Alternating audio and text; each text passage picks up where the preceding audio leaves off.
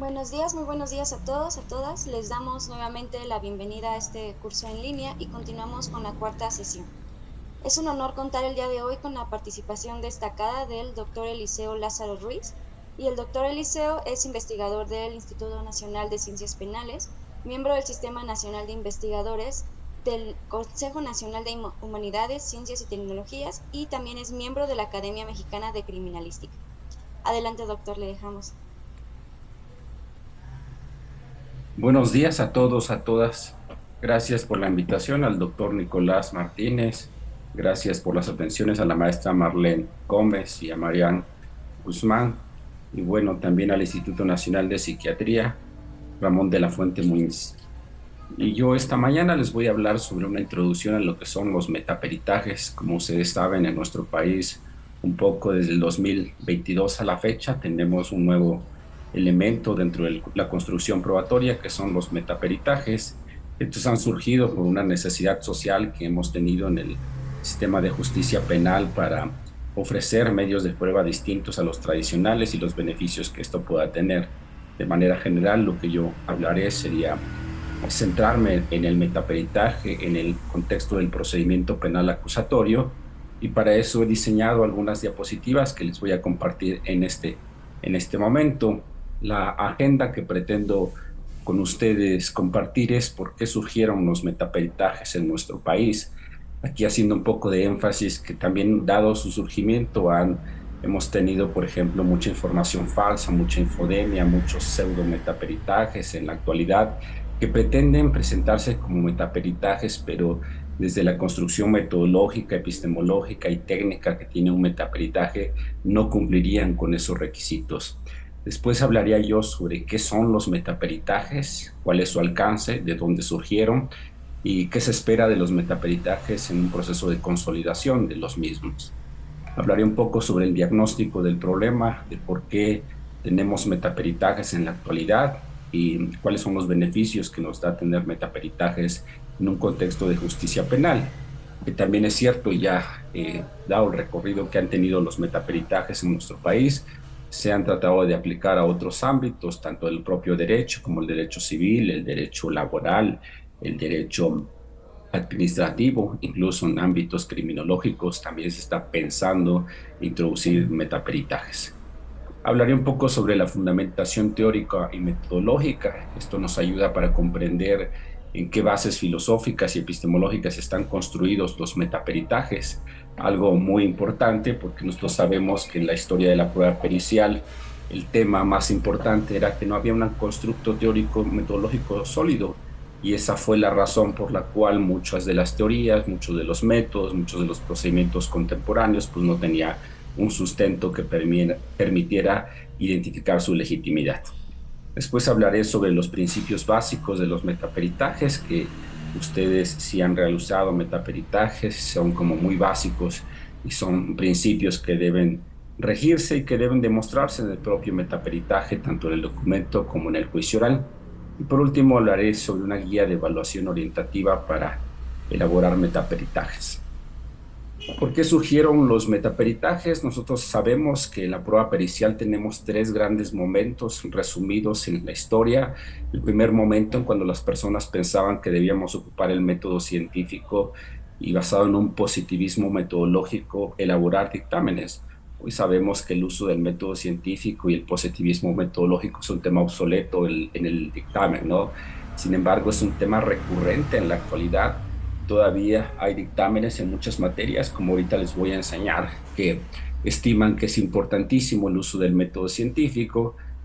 Esa parte, por ejemplo, de la primera etapa de la historia de los servicios periciales en una etapa basada en un dogmatismo, no había un pensamiento crítico, no había un análisis metodológico, y duró un poco desde la creación de la propia criminalística hasta los años 70 y 80, en donde prevalecía mucho la idea del positivismo metodológico. Después, un poco con la reforma constitucional del 2008, aparecieron la idea de que la cientificidad de la prueba se basaba en el caso Dauber, en el caso Frey, en el caso Cumo, y la regla 702.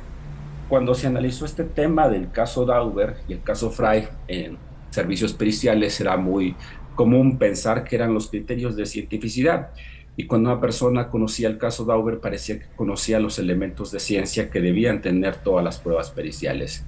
Pero como sabemos, fue un segundo momento, digamos, ya histórico, porque ellos tienen problemas de fondo. Primero son elementos para la admisión de medios de prueba, no son elementos para analizar la cientificidad del peritaje. Y el segundo argumento un poco más fuerte es que, por ejemplo, el caso Dauber se basa mucho en la filosofía de la ciencia de Popper, y creo que ustedes saben en este contexto de que esa misma filosofía tiene elementos que ya no son del todo aplicables y tienen bastantes teorías más modernizadas que han explicado otros criterios, por ejemplo, para la cientificidad actual.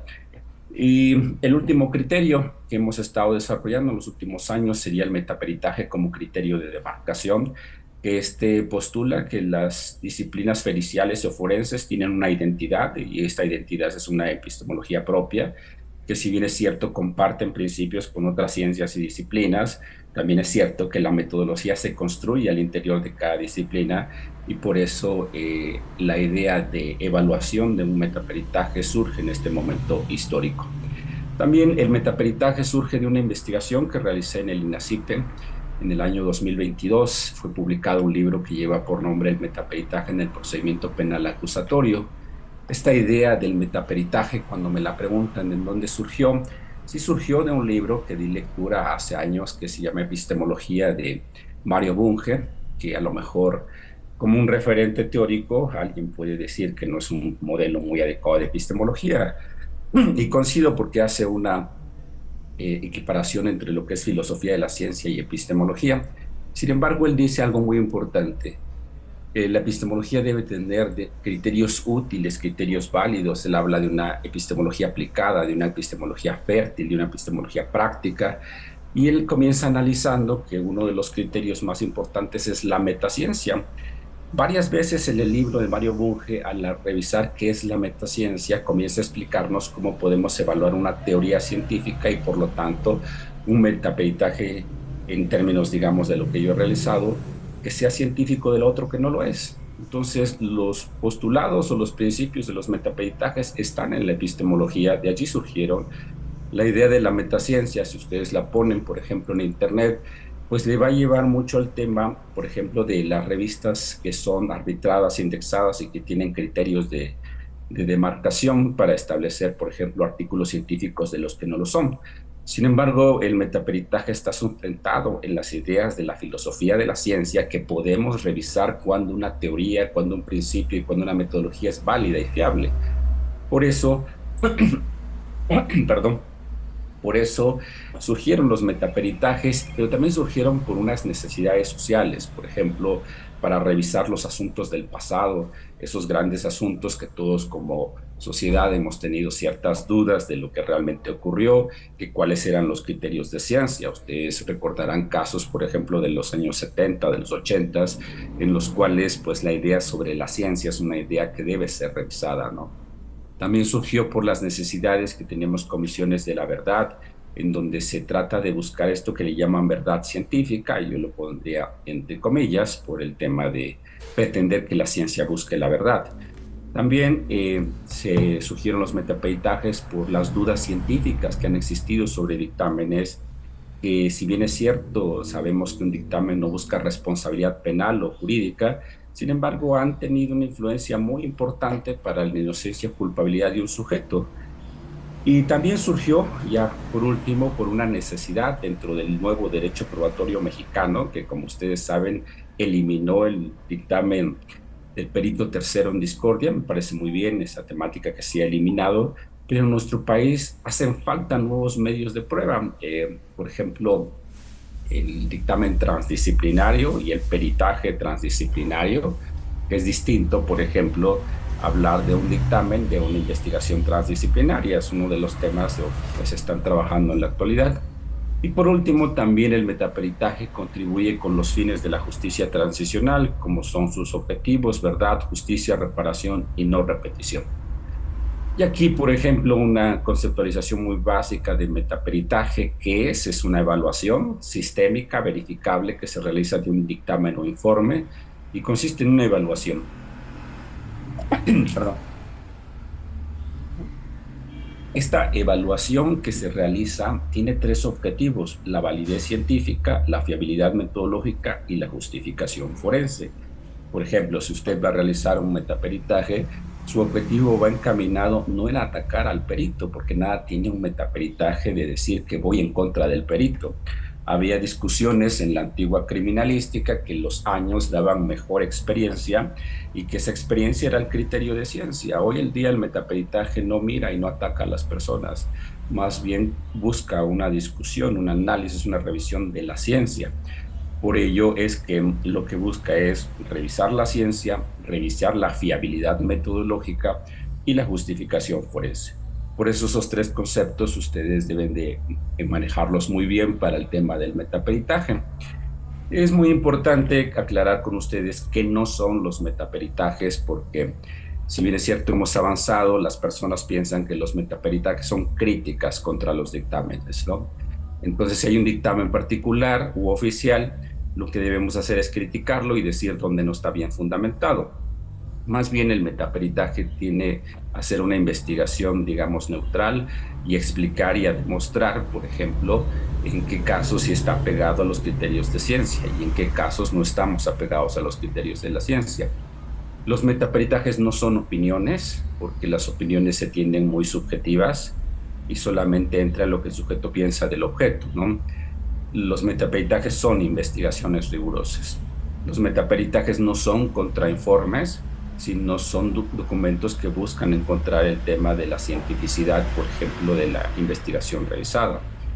Los metaperitajes no son solo dictámenes particulares, pueden transformarse en otros elementos para la justicia transicional, en casos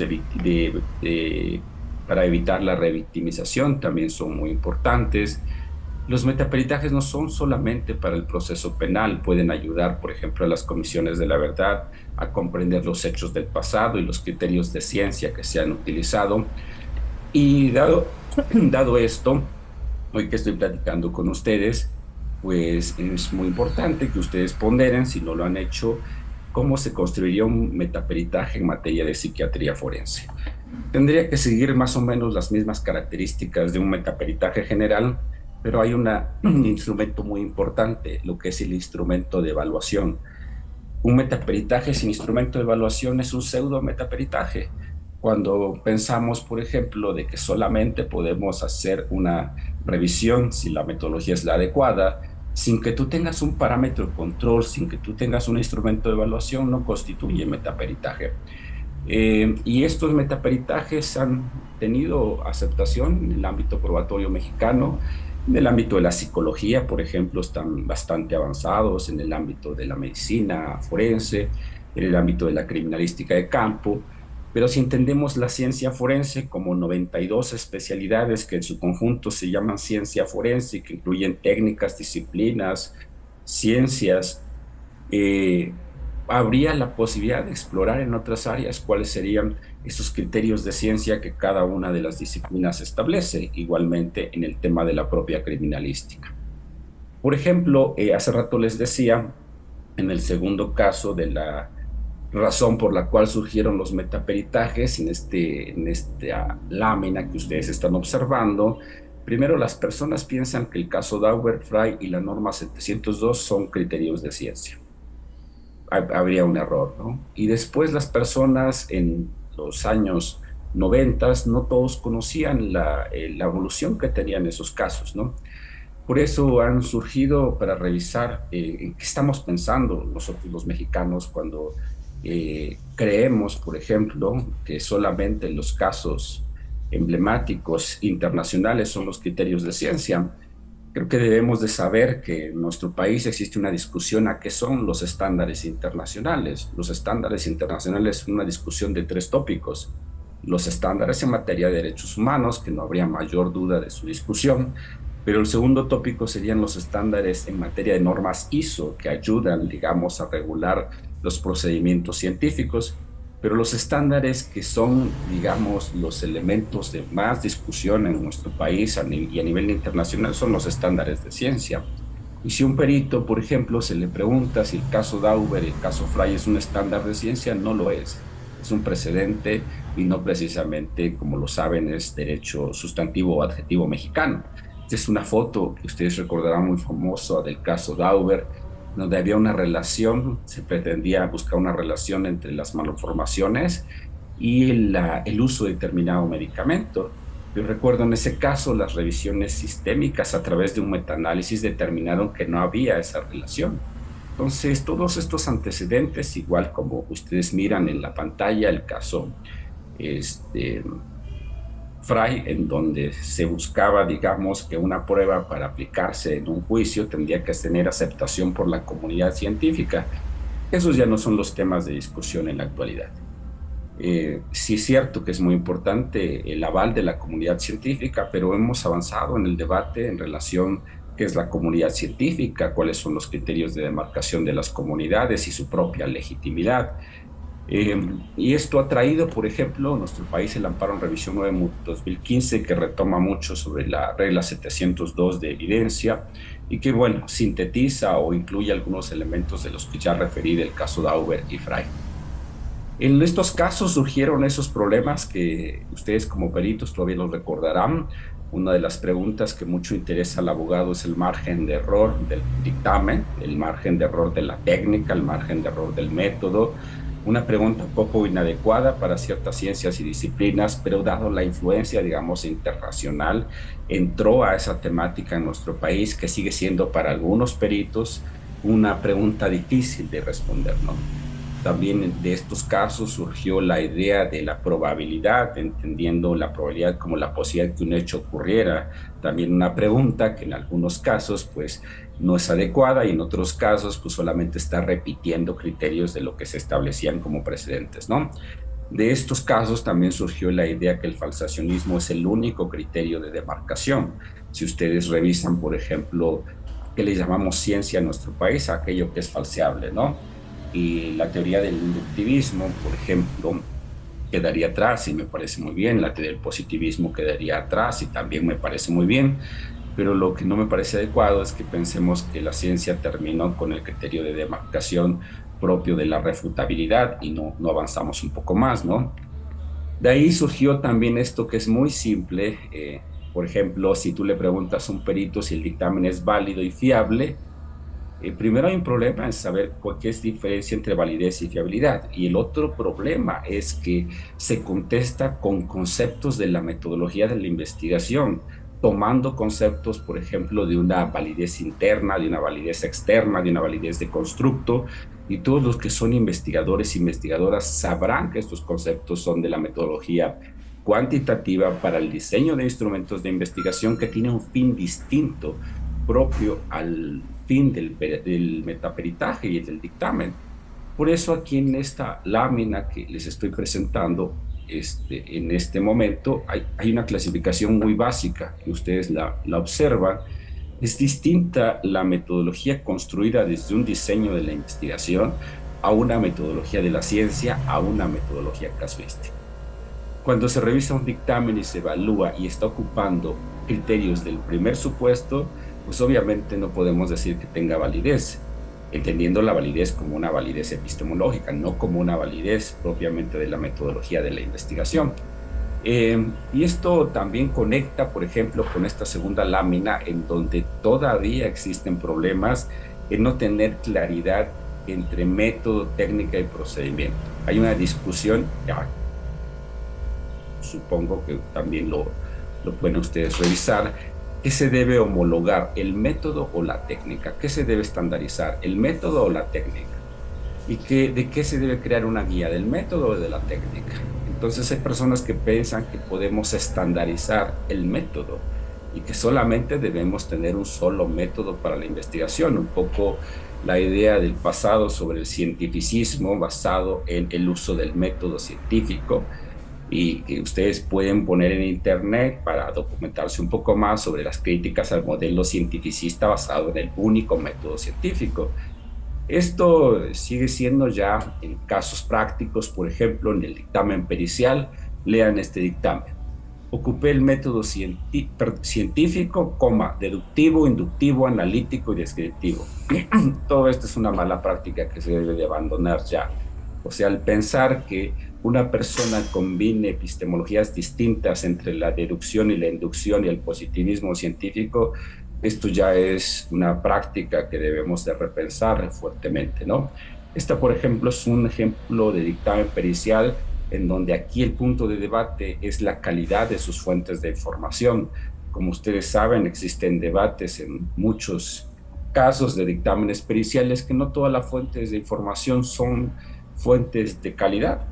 Y esto retomaría que aunque el perito cite bibliografía arbitrada, indexada y de calidad y reconocido prestigio, todos los que hacemos investigación sabemos que no toda publicación constituye conocimiento científico, sino que hay hipótesis que son sujetas a revisión para construir ciencia. Entonces, esto es muy importante, que ustedes revisen lo que le llamamos en servicios periciales y en ciencia forense, la lex artisado pericial, que aquí les dejo un link y un documento que elaboré sobre el mismo para que ustedes lo revisen en algún momento.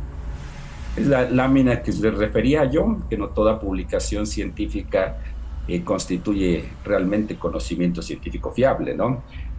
Había 3 momentos en las bibliografías en los dictámenes periciales. El primero, las personas no le ponían bibliografía. El segundo, le ponían bibliografía que no cumplía criterios de calidad.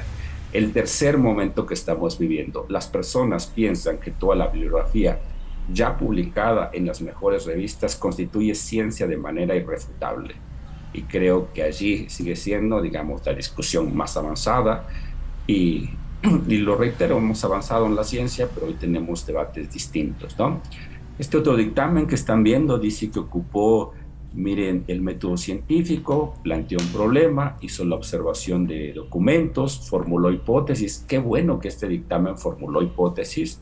Quizá lo demás no es muy compatible con lo que yo pienso, pero había una discusión que si el dictamen tenía o no hipótesis. Creo que es una discusión ya más que rebasada. Claro que el dictamen debe tenerla, sino de forma tácita o implícita, pero es un tema, digamos, que no está sujeto, a discusión si debe o no llevar. O sea, es muy importante un criterio de ciencia que la considere, más allá que la ponga exactamente, ¿no?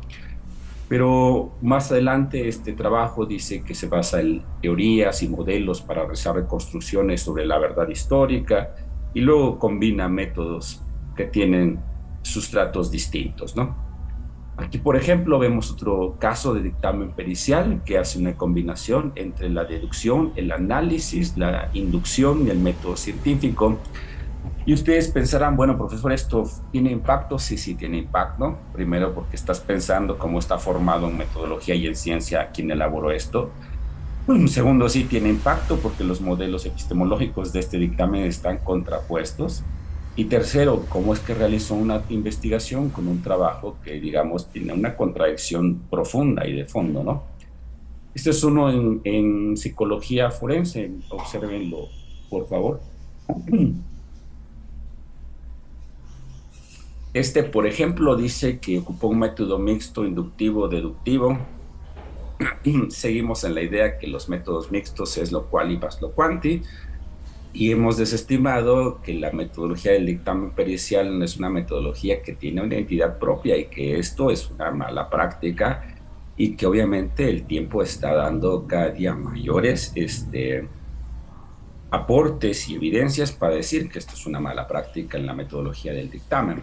Aquí hay un antecedente desde los principios de Newton, ya establecía cuál es la función y el uso del método científico. Este es el método científico en 5 etapas, como lo postulaba algún teórico clásico muy conocido, ¿no? Que sabemos que en la actualidad se modernizó este método y tiene igual 5 etapas, pero tiene cerca de 15 subetapas, que si a alguien le gusta mucho la doctrina del método científico, debería seguir la doctrina más actual y con más etapas que establece la bibliografía especializada.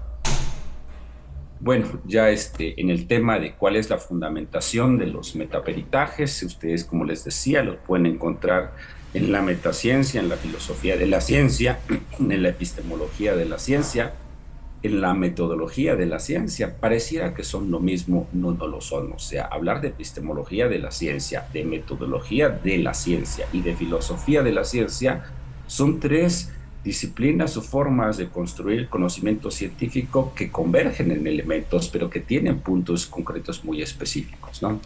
Aquí, digamos, el texto de Popper sobre los dos problemas fundamentales de la epistemología, o un clásico que pueden ustedes leer y que a lo mejor lo han leído, sobre las estructuras de las revoluciones científicas de Thomas Kuhn.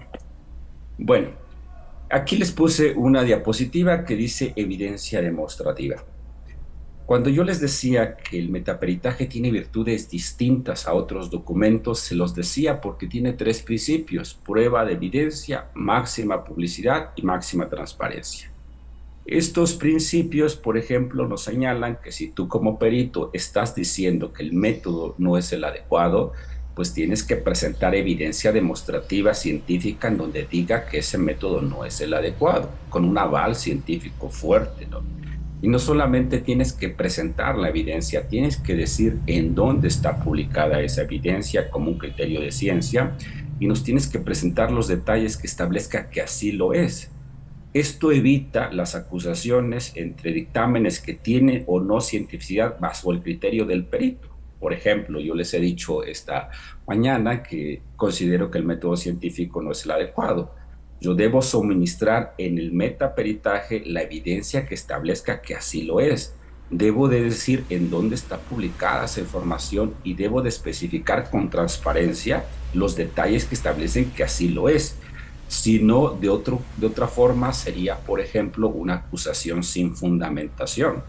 Entonces, si tú encuentras, por ejemplo, en una evaluación que hagas sobre la validez del dictamen, en todos los casos tendrías que tener estos principios que permiten en tu desahogo realizarlo. Tú le tienes que decir al órgano jurisdiccional los principios de los metaperitajes y decírselos en cada uno de los elementos, cuáles son las razones por lo que un trabajo sí es científico y válido y cuáles no lo son. Y lo mismo, por ejemplo, en este cuadro que les elaboré, dice el metaperitaje es una investigación, como ya se los dije, pero es un trabajo basado en evidencia, basado en información pública y basado en una demostración metodológica. Y por eso es que, regresando a esta lámina, era muy importante la palabra evidencia demostrativa en el contexto de los metaperitajes. Y aquí cito, por ejemplo, a los clásicos de la ciencia forense como Hans Gross, Locard y Quirós Cuarón, no como criterios de ciencia, sino sobre lo que ellos piensan que debe de ser una investigación, digamos, alejada de la corrupción, alejada de las partes oscuras que la caracterizaban y basada precisamente en los detalles.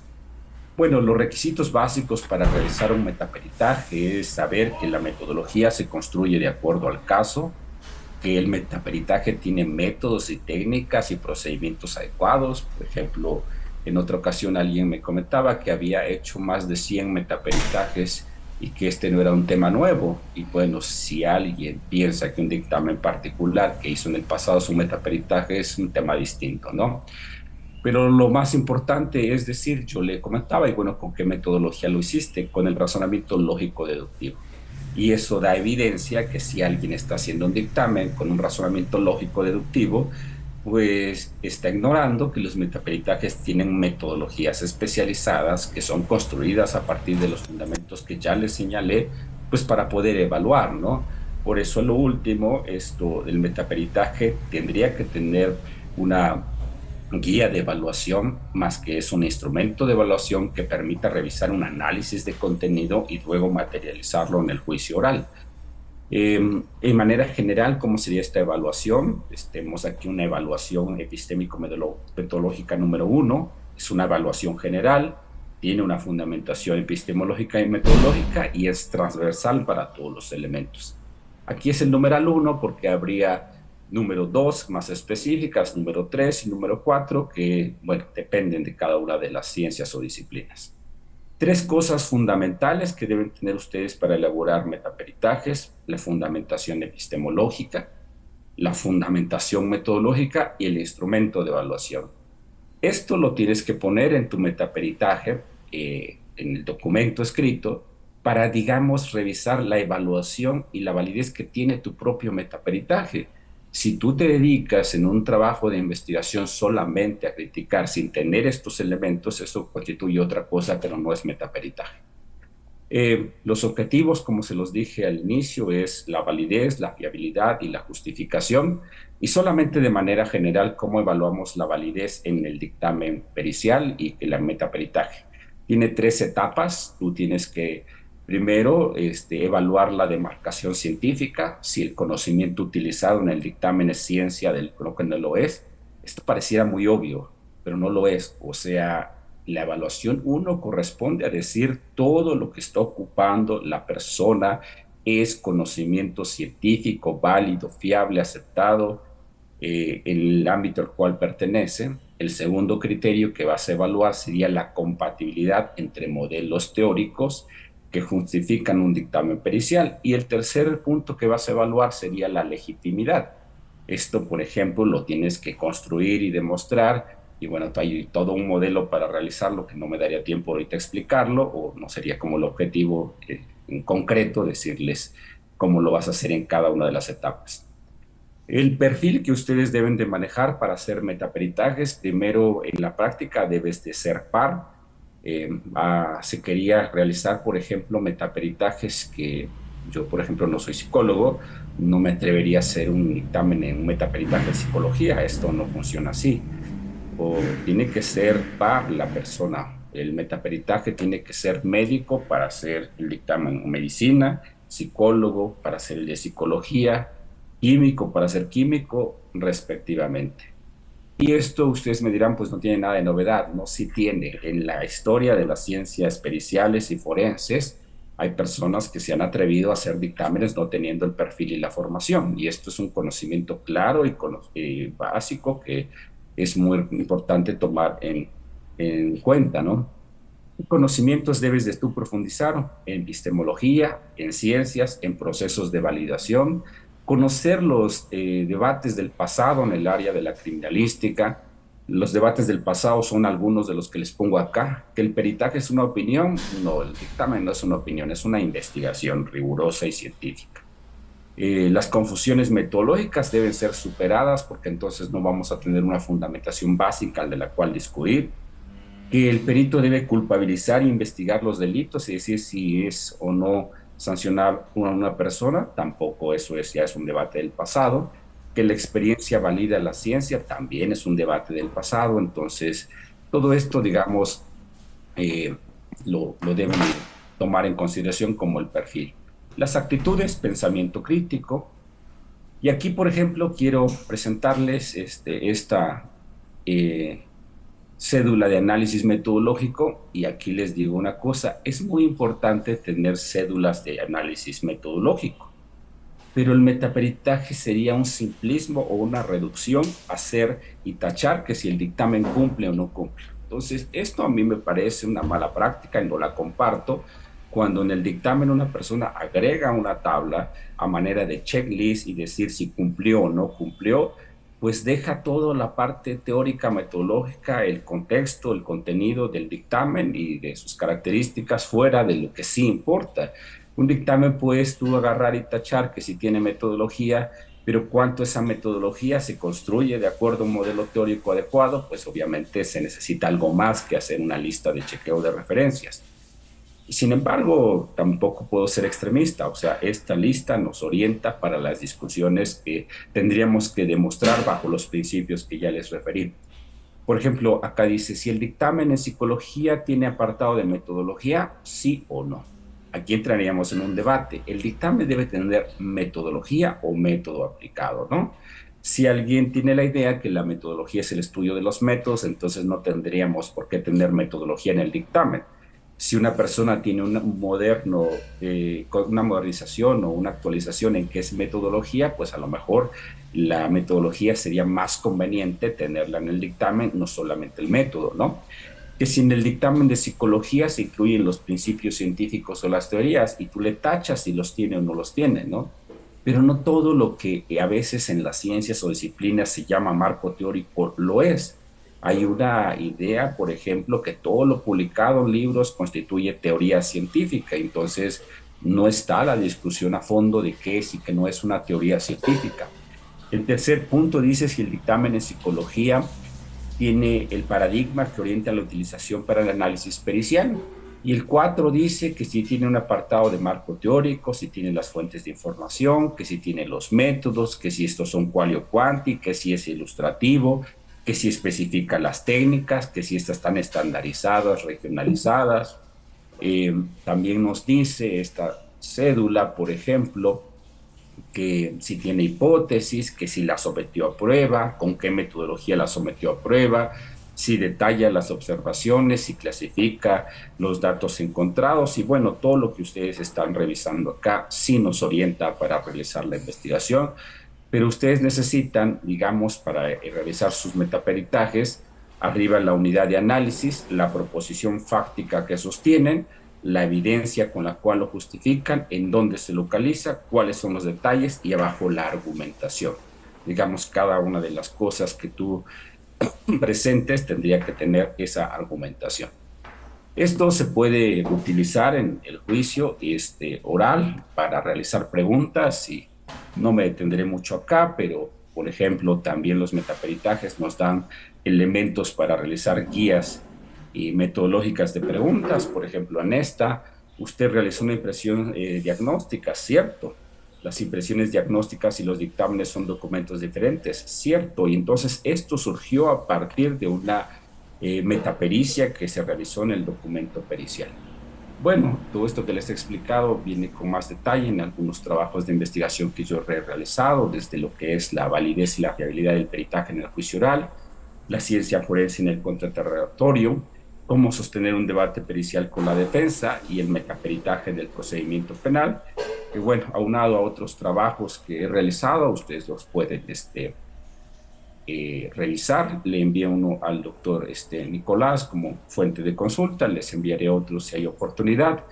De manera general, para concluir, ¿qué reflexiono esta mañana? ¿Los metaperitajes ayudan al sistema de justicia? Sí, sí ayudan, no son la solución para todos los problemas, son elementos que ayudan para ciertos casos en determinadas circunstancias y tienen un alcance también muy específico. ¿El uso va en aumento? Claro que sí, he visto un uso considerable en el procedimiento penal. Me preocupa un poco el tema de los metaperitajes que no cumplen con los lineamientos éticos y metodológicos y que, bueno, que se ha tomado como un tema bastante simplista cuando en realidad no lo es. O sea, estamos en una construcción de un metaperitaje, digamos, cada día más sólido. Y bueno, sería importante que en el ámbito de la psiquiatría o en otras disciplinas conexas o adecuadas, ustedes puedan pensar en para qué me sirve el metaperitaje en estos casos. Bueno, creo que me fui un poco rápido, pero disponemos de algunos 15 minutos para algunas preguntas o comentarios. Estoy a la orden, maestra. Te agradezco muchísimo, Eliseo, y antes de que Marian nos haga favor de coordinar tus preguntas, quiero agradecerte. Me parece que el tema era muy relevante de incluir en el curso, porque es la realidad que el día de hoy se enfrentan los peritos al momento de no tener esta tercería en discordia, pero lo que tú has diseñado y sabes que te acepté la propuesta, me decías que se puede aplicar en psiquiatría, me parece que se necesita más que si se puede. Necesitamos aplicarlo en el ámbito de psiquiatría forense. Pues bueno, ya nos pondremos de acuerdo tú y yo para trabajarlo. Te dejo con los asistentes, te agradezco muchísimo la participación, te mando un abrazo a la distancia. Gracias, doctor. Gracias. Estoy a la orden. Y qué bueno que la psiquiatría los ha tomado en consideración, o los va a tomar. Y bueno, también decirte que la psiquiatría forense en México es otra a partir de tus trabajos y publicaciones.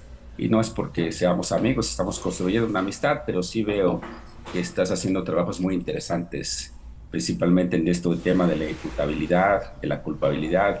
Pues muchas felicidades y felicidades por este interesante curso que están organizando. Muchas gracias. Muy bien, procedemos a las preguntas. Doctor Eliseo, tenemos la mano levantada de Jessica Guadalupe. ¿Puede participar? Buenos días. Muchas gracias por la presentación, aunque fue, dice usted, muy rápido. Bueno, un poco, se entendió perfectamente. Y bueno, tal vez salga un poco de la temática, aunque creo que va relacionada. Es algo que pregunté desde la primera sesión, pero creo que me adelanté. ¿Qué opina usted del uso de la grafología en lo pericial? Porque justamente se ha sabido que algunos la siguen aplicando, que otros dicen que no tiene evidencia científica, que no es una estrategia recomendable para estudios que, como bien dice, tendrían que ser científicos, bien hechos y demás. Pero bueno, quisiera saber una opinión de alguien como usted, por favor. Gracias. Bueno, pues yo voy a ser muy ético en esta parte. Yo no he estudiado grafología en mi vida, he estudiado grafoscopía un poco, y no me atrevería a dar una opinión fondo porque yo sé, Jessica, gracias por tu pregunta, pero que hay debates encontrados. Hay personas que contienen o establecen que es pseudocientífico la grafología, ¿no? Sin embargo, hay trabajos que también están explicando sus fundamentos. Yo reservaría mi comentario a eso por no querer errar en la respuesta, solamente lo diría desde el metaperitaje, si la grafología es científica o no lo es, hay que revisar la evidencia que nos presenta, esto de la prueba de evidencia, la máxima publicidad y la máxima transparencia y los fundamentos epistemológicos y metodológicos y los instrumentos de evaluación. Eso en su conjunto, digamos, puede ser un elemento para que los grafólogos demuestren si realmente en este momento ellos tienen una justificación científica en el contexto de la propia grafología. No pudiera yo ampliar más mi respuesta. Una disculpa, Jessica. Muchas gracias. Si alguien más tiene alguna pregunta, puede dejárnosla en el chat. Tenemos la pregunta de Guadalupe Esmeralda.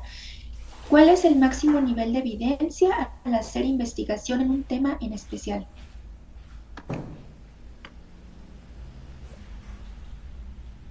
¿Quieres, Marian, que me puedas repetir la pregunta, por favor? Claro.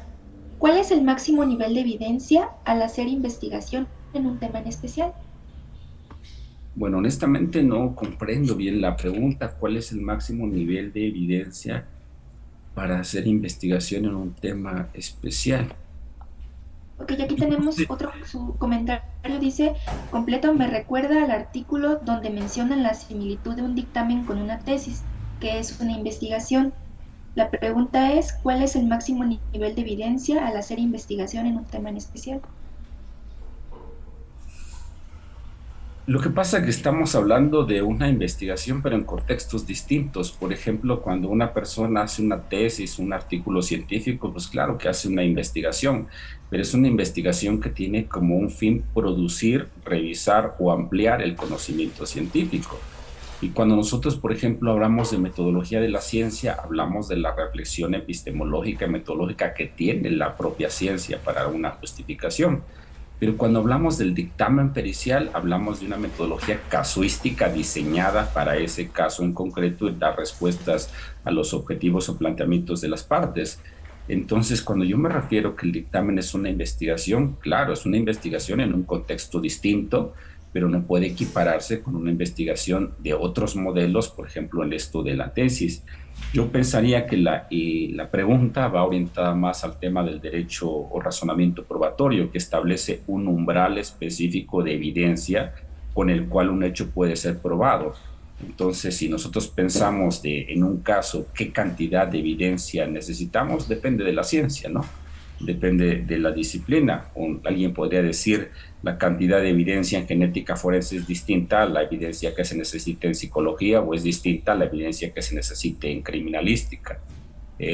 Hay discusiones en las cuales no es qué cantidad de evidencia, es si la evidencia en su conjunto lo es como tal y nos permite justificar la conclusión pericial. Creo que por ahí iría la respuesta que nos comenta Guadalupe Esmeralda. Muchas gracias. Tenemos también la mano levantada de Fabiola Cerón Flores. Adelante, Fabiola. Hola, muy buenos días. Muchas gracias por su presentación. Quedé fascinada. La verdad es que hacía falta, como dicen, una presentación del metaperitaje. Yo he hecho o he realizado ya metaperitajes y sí tengo esta duda en concreto. A lo mejor ya la explico durante la presentación. Pero me queda esta duda. Yo sí realmente estaba muy casada con esta metodología científica, ¿no? Con este positivismo. ¿no? También soy egresada de INACIPE y bueno, yo sí venía con esta idea del positivismo. Lo he implementado inclusive, pues igual, ¿no? O sea, cuando preguntan mi metodología dentro de no solamente los metaperitajes, sino también en los peritajes que realizo en psicología, pues igual, ¿no? Así como los presentaba, deductivo, analítico, y ahora, bueno, ya viene así como que la reflexión, ¿no? A través de la presentación que usted nos dio el día de hoy. Y entonces, ¿cuál sería la metodología adecuada para realizar las periciales? Esa sería mi pregunta. ¿Cómo plantearlo entonces directamente en la pericial? Gracias, perdón, gracias, Fabiola. Mira, el positivismo científico sirve mucho para los abogados que litigan en la parte eh, particular. Por ejemplo, piensan mucho que hay que medirlo, hay que contabilizarlo, hay que tener la evidencia, pero hoy en día la ciencia forense tiene otras visiones y qué bueno que te diste cuenta que existe algo más que el positivismo científico. Cuando tú me preguntas qué metodología es la idónea, yo diría, no hay una metodología idónea, es el caso lo que determina la metodología. Si un perito hace, no sé, 50 dictámenes al mes, tendría que tener 50 metodologías distintas. La metodología no pudiera ser una receta con la cual siempre la debo tener. Y esto resulta que tú, como lo sabes, como perito, como perita en el campo práctico, pues tienes una metodología. Yo diría que no olvides que una metodología es una construcción sistémica entre 5 componentes. Tú debes de especificar el método que ocupaste para la investigación, tienes que especificar las técnicas que aplicaste para la investigación, otro, el procedimiento seguido para la investigación, el otro elemento, el razonamiento utilizado, que puede ser lógico-inductivo, deductivo, abductivo, y las estrategias de análisis o intervención. Estos 5 elementos son los conceptos básicos de la metodología que tiene todo dictamen pericial. Ahora bien, ¿qué cambia cuando tú haces un dictamen pericial? Los métodos, las técnicas y los procedimientos. Entonces, un perito, por ejemplo, de su arsenal de técnicas científicas, que en psicología le llaman pruebas, pueda ocupar para determinados casos. Entonces hay que revisar que si las pruebas son idóneas, que si son estandarizadas, que si miden la cuestión forense, otros temas, ¿no? Pero en síntesis, cada vez que un perito hace un trabajo de investigación o un dictamen, debe tener esto: método, técnica, procedimiento, razonamiento lógico y estrategias de estudio. Esto, digamos, sistematizado bajo un modelo teórico, se llama metodología. Ahora, si un perito confunde el método con el procedimiento o el procedimiento con el razonamiento lógico y el razonamiento lógico con las estrategias de estudio, hay un problema básico, digamos, de capacitación con el tema. Yo soy de la idea, como en ciencias sociales, que la metodología es una construcción que se hace de acuerdo al objeto de estudio. Tú como perito recibes un problema de investigación y de todo el conocimiento que tú tienes, diseñas una metodología que te permita abordar ese caso con validez y fiabilidad. Pero también comentarte que el tema de la metodología sigue siendo un tema clásico ya de debate, pero se ha avanzado en la temática en concreto, pero tiene, digamos, nuevos retos a atender. Yo me quedaría con la respuesta hasta este momento. Gracias. Entonces, de entrada, es erróneo manejar la misma metodología si estoy evaluando a una niña víctima de abuso sexual, a un imputado por un atropellamiento doloso, por ejemplo, de entrada, ¿no? Porque son perfiles distintos, ¿no? Es erróneo inclusive hasta manejar la misma metodología hablando de, pues hasta de 2 delitos distintos, ¿no? La forma de cómo se va a investigar. Gracias. No, gracias a ti por tu pregunta. Gracias. Muy bien, agradecemos mucho las respuestas a las preguntas. Si alguien más tiene alguna duda, puede dejarla en el chat o levantar su mano con la funcionalidad del Zoom. Tenemos un último comentario en el chat de Kevin Vega que dice: exacto, y añadiendo, a quien hace metaperitajes debe saber hacer dictámenes de lo que va a ser metaperitaje. A ver, voy a leerlo otra vez. Exacto, y añadiendo a que quien hace metaperitajes debe saber hacer dictámenes de lo que va a ser metaperitaje. Muy bien. Okay, gracias, Edwin, por tu comentario. Gracias. Entonces, terminamos esta ponencia y le agradecemos al doctor Eliseo Lázaro Ruiz por su participación. Doctor Nicolás. Muchísimas gracias, Eliseo. Yo sé que tienes una agenda súper apretada y que ahorita tienes otro evento, por eso te agradezco mucho el tiempo. Y pues justo la parte dentro de lo que estás planteando el metaperitaje, me parece algo muy prudente, tal vez considerar que, como bien decías, hay personas que se confunden con esta parte de qué metodología o qué tipo de aplicación de prueba, sobre todo en disciplinas un tanto más clínicas como son la criminología, un poco más clínica, no tan ecológica, la psicología forense y la psiquiatría forense. Yo lo que les he dicho siempre a mis alumnos es, bueno, en el caso de la evaluación que tenemos que hacer en psiquiatría, no puedes poner que vas a aplicar el método científico, ese es un error, ¿no? La gente piensa que colocar que el método científico fue el que apliqué, pues en qué momento experimentaste, hiciste comprobación, hiciste un contraste de resultados con alguna otra investigación. Y el gran problema que también planteabas que me pareció crucial fue este punto en el que la gente considera que si está publicada en un journal de alto impacto o si está publicada en una revista arbitrada ya es prácticamente una ley. Y en ciencia, las leyes prácticamente son un puñado, están en la física teórica, en la química en algunos casos, pero de ahí en fuera realmente no tenemos conocimiento científico certero que sea verdad absoluta. La mayor parte del conocimiento se va debatiendo y crece con base en estos debates que se pueden ir estableciendo y contrapunteando ideas. Por lo tanto, me parece que ahí tal vez algo que también deberíamos de hacer énfasis es en que las personas que hacen metaperitajes comprendan metodología científica al momento de leer la bibliografía que van a citar, ¿no? Porque se decantan por algunos sesgos muy importantes que de repente tienen algunas publicaciones, en donde las personas llegan a decir, no, encontré en 10 sujetos que este es el trastorno mental más frecuente en imputables. Y entonces lo quieren contrastar contra la falta de casuística aquí en México y de reportes, y a nivel internacional pueden ser inclusive otro tipo de circunstancias que han conllevado a ese tipo de casuísticas. Y el otro punto que me parece que aquí en México es muy difícil de aterrizar, pero me parece necesario ya, es lo que se aplica sobre todo en países de como Inglaterra, más que en Estados Unidos, esta probabilística que se llega a manejar sobre todo en algunos casos, ¿no? La utilización de no solamente baremos, sino de algoritmos, necesitaríamos aplicarla y aterrizarla. El problema es que no logramos establecer una buena metodología, valga la redundancia, para poder colocarlo en un peritaje. ¿Tú qué opinas de eso? De esta parte que necesitamos hablar ya de probabilidad, desde hace mucho en México.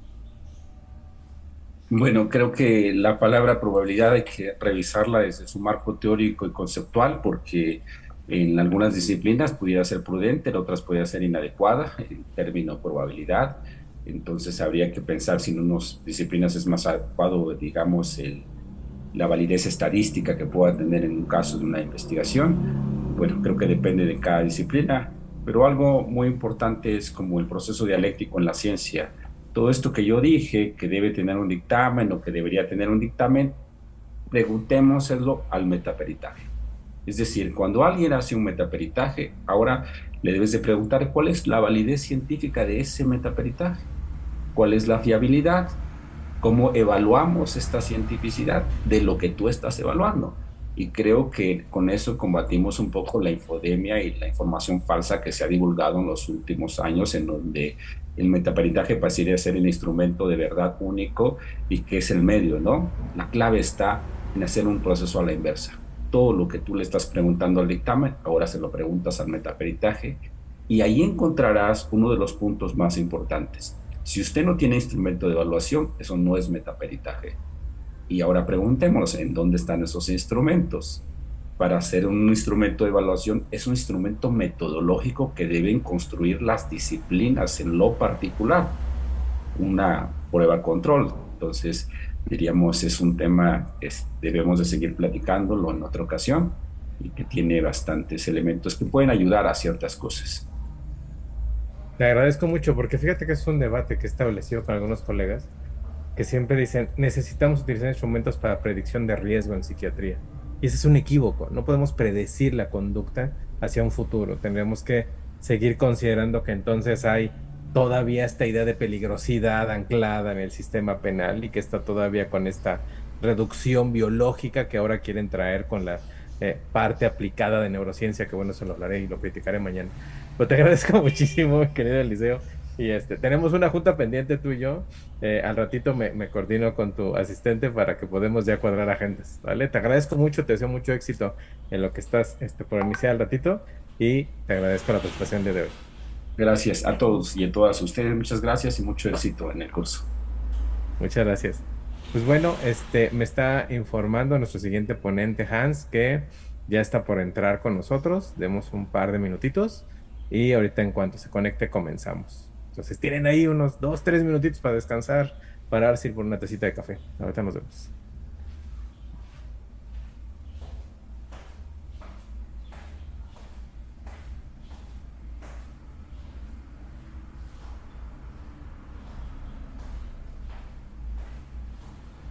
Recording stopped.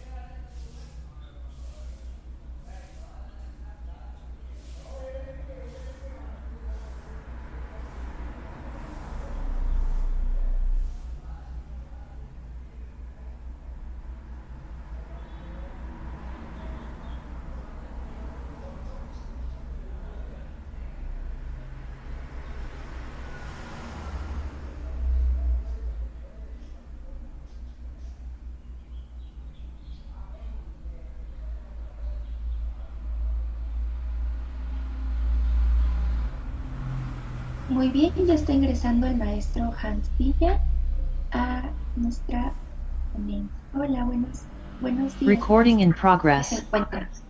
Buenos días, bienvenido Hans. Te dejo con tu audiencia. El maestro Hans Villa es CEO y cofundador de NUFI, el primer buró de identidad alternativa en América Latina. Con una sólida formación en tecnología e innovación empresarial, Hans ha llevado a NUFI a alcanzar importantes hitos como el reconocimiento como una de las 30 promesas de los negocios por Forbes México en 2024. Hans tiene una licenciatura en Ingeniería en Sistemas Electrónicos y una maestría en Innovación y Desarrollo Empresarial del ITENS Campus Monterrey en México.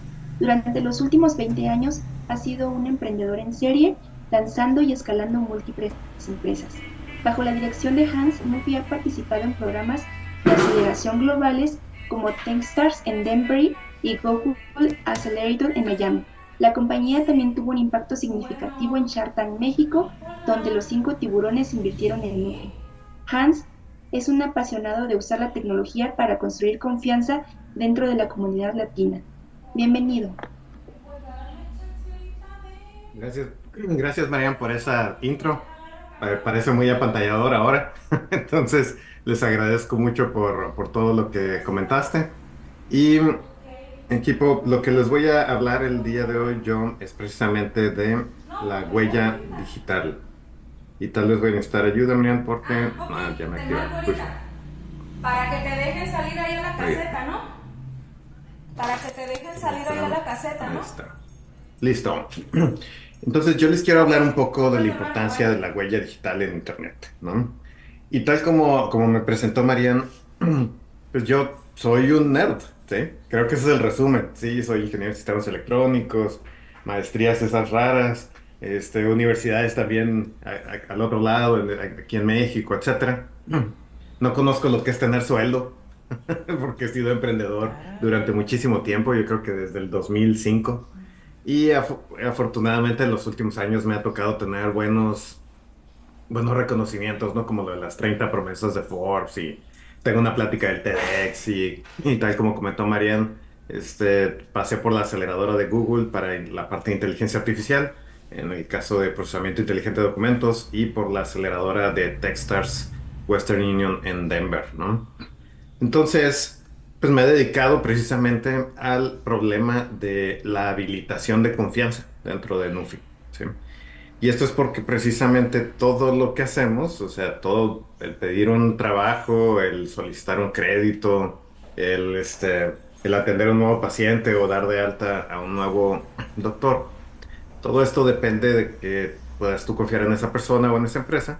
Y para poder confiar en alguien, pues tú necesitas tener datos que te permitan precisamente confiar, ¿no? Y esto lo hemos logrado en Nufi. Nufi tiene un par de años ya. Tenemos más de 240 clientes business to business, o sea, le vendemos a negocios. Tenemos inversionistas tanto en México como en Estados Unidos de manera institucional. Hemos levantado un poco más de $2 millones. Venimos creciendo un montonal en revenue, casi 7 veces anual, que es algo muy relevante para una startup, sobre todo una startup que ya es rentable, ¿no? Y pues sí, si me quieren buscar en Shark Tank como Nufi, creo que acabamos de salir hace un par de semanas, entonces pueden divertirse ahí un rato viéndome picharle a los Sharks, ¿no? Y esto es precisamente de lo que les comentaba ahorita, la importancia de tener confianza en alguien más, ¿sí?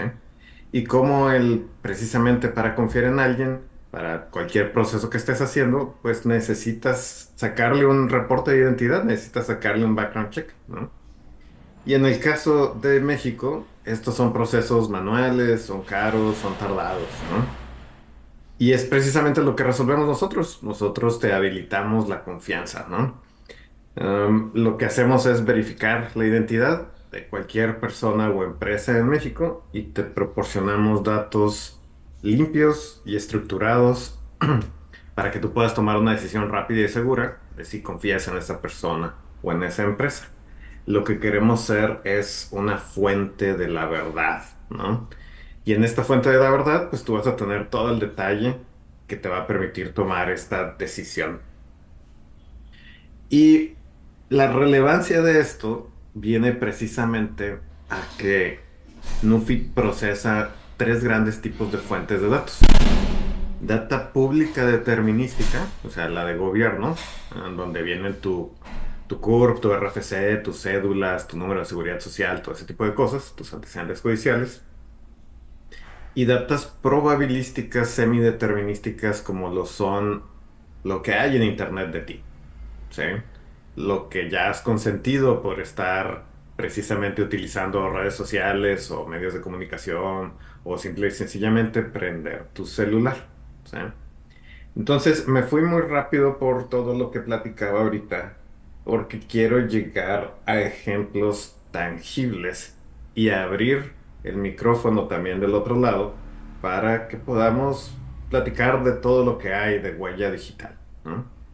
¿Y a qué a qué le llamo huella digital? Pues es todo lo que hagas tú en internet, no, todo lo que hagas por prender tu teléfono celular genera algún tipo de rastro, ¿sí?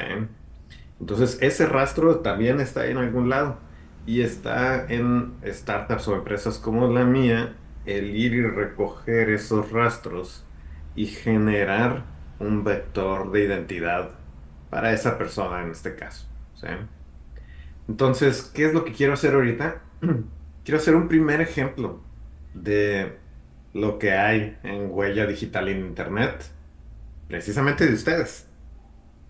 Y a diferencia de otras presentaciones en donde el ponente presenta, vamos a tener interacción aquí. Así que les voy a pedir que hablen a este número de teléfono.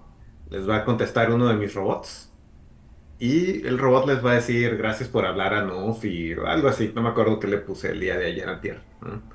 Pero, me empiezan a levantar las manos. Y creo que aquí puedo verlos a todos ustedes. Los voy a pasar a otra pantalla para ver que me digan cuando ya hayan terminado de marcar.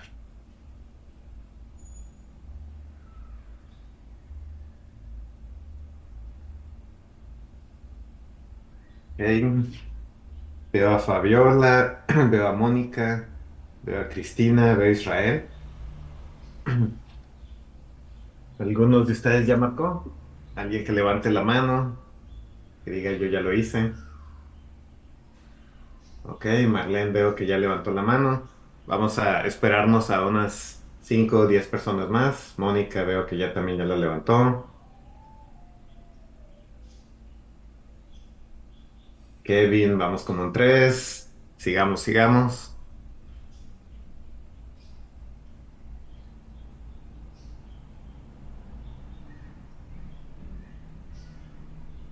Y Jessica, 4.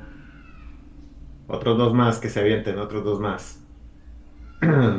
Les prometo que no va a pasar nada. O no va a pasar nada muy grave.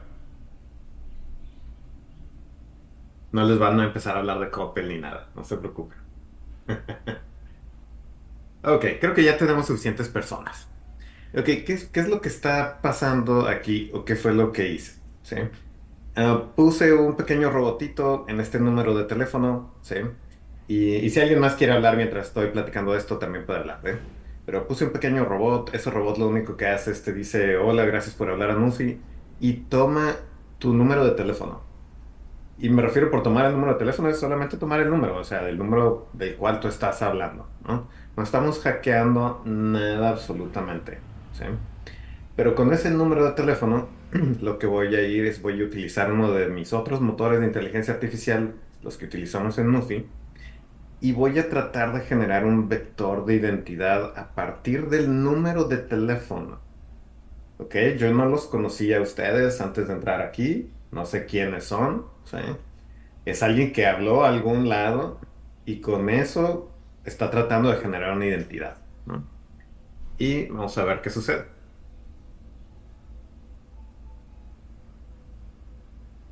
Ok, en esta paginita que están viendo aquí, siguen viendo mi pantalla, ¿verdad? Sí, ok. En esta paginita está el resultado de de esas búsquedas de identidad. Y si se fijan, ya hay algunos nombres. Nuevamente, yo no los conocía a ustedes. ¿Sí? Y doctora Lady D. A ver, no sé si está por aquí, no, ya no lo alcanzo a ver. Pero, doctora, levanta la mano si me permite hacerle clic aquí a su nombre. Ok, muy bien. Doctora, vamos a hacerle clic a su nombre. Y, mira, ok, y no me salió tan bien la demo. Porque lo único que encontré de usted fue su nombre, ¿sí? Pero vamos a hacer otros clics por acá. Vamos a ver a Ruby. Ok, de Ruby encontré direcciones en la Ciudad de México y encontré también su Facebook. Ok,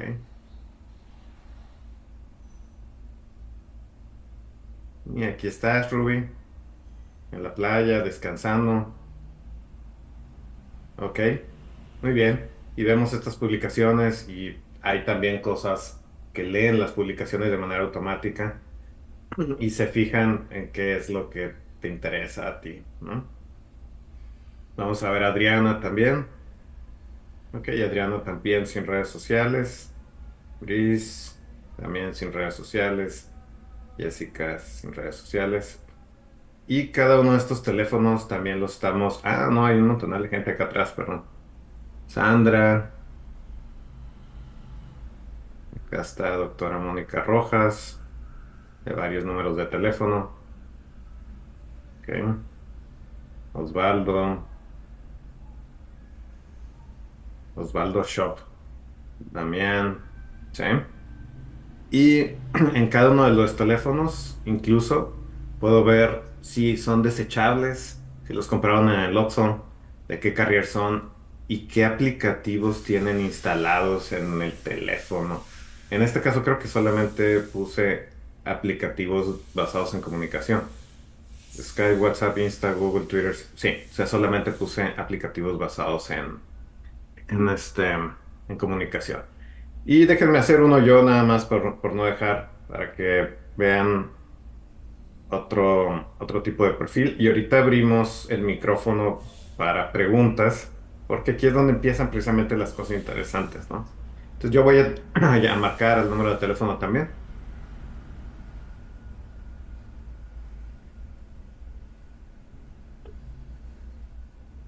Gracias por utilizar Noki. Ok, porque no me complique la existencia. Y quisiera que vean lo de Hans. Hombre, 47 años, otros posibles nombres, otros teléfonos que son los de mi oficina, direcciones en Hermosillo, en la Ciudad de México, en Monterrey, en Estados Unidos, otros correos, los trabajos de LinkedIn y un montonal de redes sociales, ¿no?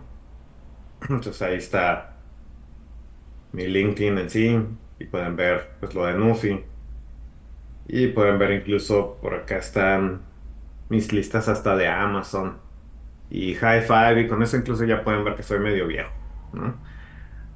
Pero lo que quería que vieran en esto es la muy poca fricción que se necesitó de su parte, y de hecho no se necesitó ni siquiera colaboración. ¿Están de acuerdo que yo hubiera podido hacer esto sin nada de ustedes? O sea, solamente tomando los números de teléfono y ciclándolos, pasándolos por mi motor de inteligencia artificial hasta encontrar identidades que cumplieran con ciertas características que sean interesantes para mí, ¿sí? Entonces, aquí voy a detenerme un poquito porque siempre hay preguntas. Les voy a dejar de compartir y vamos a abrir el micrófono. Ya no estoy compartiendo. ¿Dónde le doy stop acá? Stop. Ya lo estoy. Ok. Larisa, creo que es la primera manita levantada. Hola, ¿qué tal? Buen día. Justamente dejó de seleccionar uno antes de mí y me generó duda porque yo me llamo Larisa Rangel, pero en la búsqueda aparece Larisa Kais. Yo trabajo en un Kais, no sé por qué aparece así. Ok. Y esta parte es bien interesante. O sea, uno es que alguien te puso con ese nombre en alguna lista de contactos de su celular, ¿sí? Tal cual. Oye, nuevamente, ¿me puse a hackear celulares? No, no me puse a hackear celulares. Lo que pasa es que esas listas se mandan también a Google, a Facebook, a Amazon, a Microsoft, a Apple, a todo ese show. Y ellos también las preprocesan y las sueltan, ¿ok? Entonces, alguien en algún momento te puso con ese nombre en su contacto de celular o incluso en alguna red social te arrobó o te hizo algo así y puso algún tipo de data a un lado tuyo que tenía ese apellido, ¿no? Entonces por eso puedes ver que incluso en el mío venían Hans Villa, Hans Villa Sánchez, Hans Villanuf y no sé qué tantos más, ¿no? Entonces por eso sales así, por eso sales así. Pero ahorita vamos a hacer unas cosas más complejas y si quieres te podemos tomar de ejemplo. ¿Podríamos picarle a ver qué sale? Claro, sí. Y nuevamente, todo lo que les muestro yo aquí ya está muy, o sea, mis demos ya me las conozco, ¿no? Entonces, no muestro cosas que están arriesgadas y yo ya sé qué es lo que, si hay algo arriesgado, no va a salir, ¿sí? Ahorita vemos otras cosas que pudieron estar arriesgadas. Y nada más porque aquí te tengo en la otra pantalla, Larisa, ¿verdad? Esta, Larisa Kais. Sí, ese. Larisa Kais, Larisa Rangel. Sí, Ok. correcto. Y con una dirección en la Ciudad de México, ¿sí?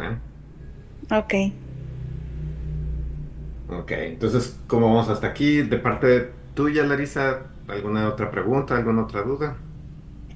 No, pues justo me parece súper interesante toda esta huella que dejamos en la red. Yo trabajo en un CAIS, que es un centro de asistencia, y normalmente las personas que llegan a estos espacios no tienen redes de apoyo, están en situación de calle o alguna condición vulnerable, y a veces justo ni siquiera ya tienen información de su vida, llamémosle pasada.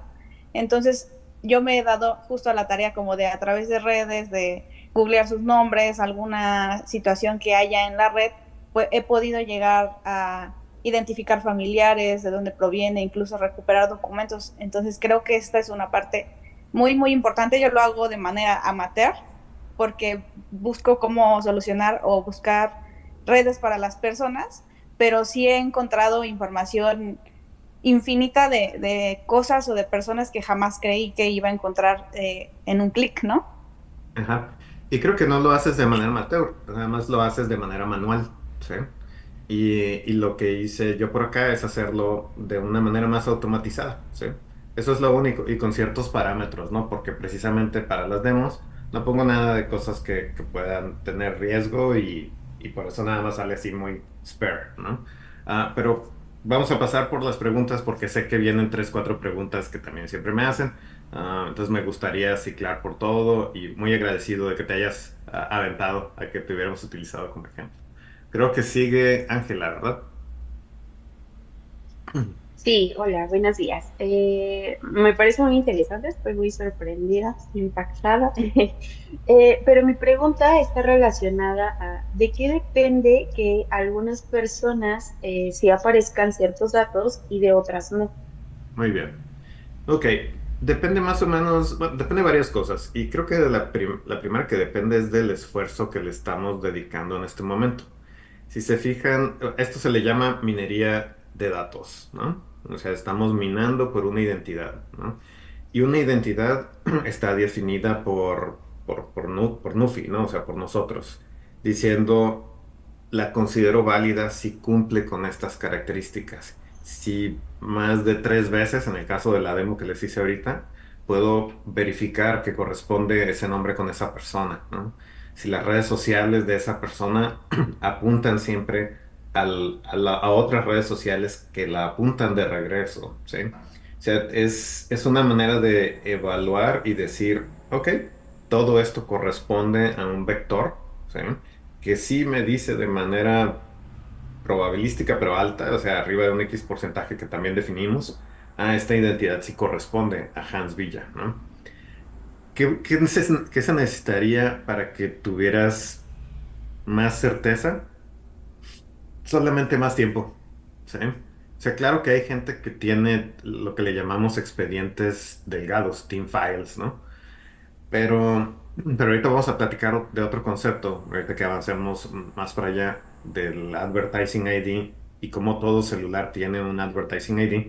Entonces, aunque no haya un nombre o una identidad de una persona asociada a ese número de teléfono, de todas maneras hay una identidad que la define.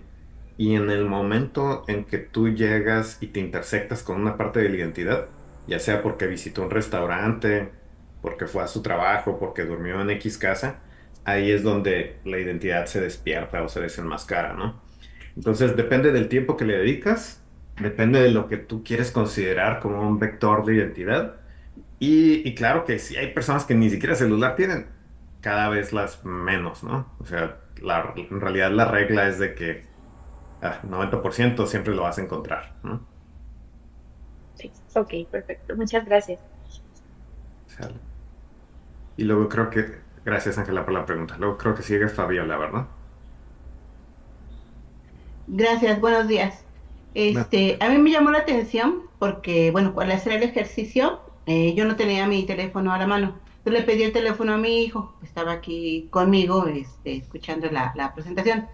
Y salió, lo nombraste, es el que aparece con doble K, Osvaldo. ¿No? Me llamó la atención por cómo aparece KK.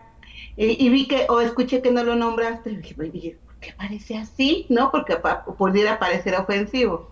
Él trabaja en Krispy Kremes, ¿no? Por eso el K, el doble K, ¿no? Por eso pues, yo también vi que no lo abriste. No, y le pregunté, bueno, ¿por qué? Ya, comentaste porque fue nombrado por otra persona, obviamente Krispy Kreme y su nombre, ¿no?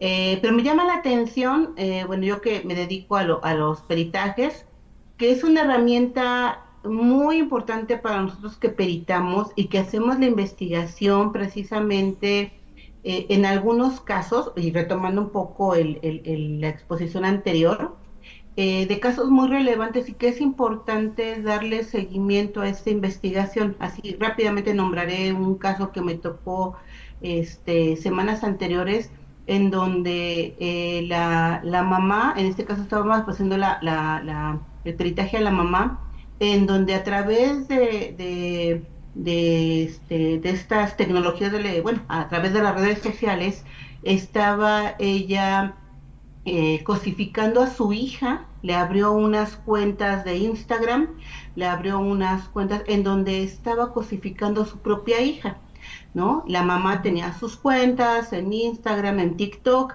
en donde ella se decía artista, se decía cantante, ¿no? Y bueno, ella podía hacer lo que quisiera con su cuerpo, con su imagen, ¿no? Y es mayor de edad, ella se exhibía semidesnuda, se exhibía con ropa transparente y obviamente pues los mensajes que mandaba era pues hacerse publicidad, ¿no? Para venderse ella como artista, ¿no?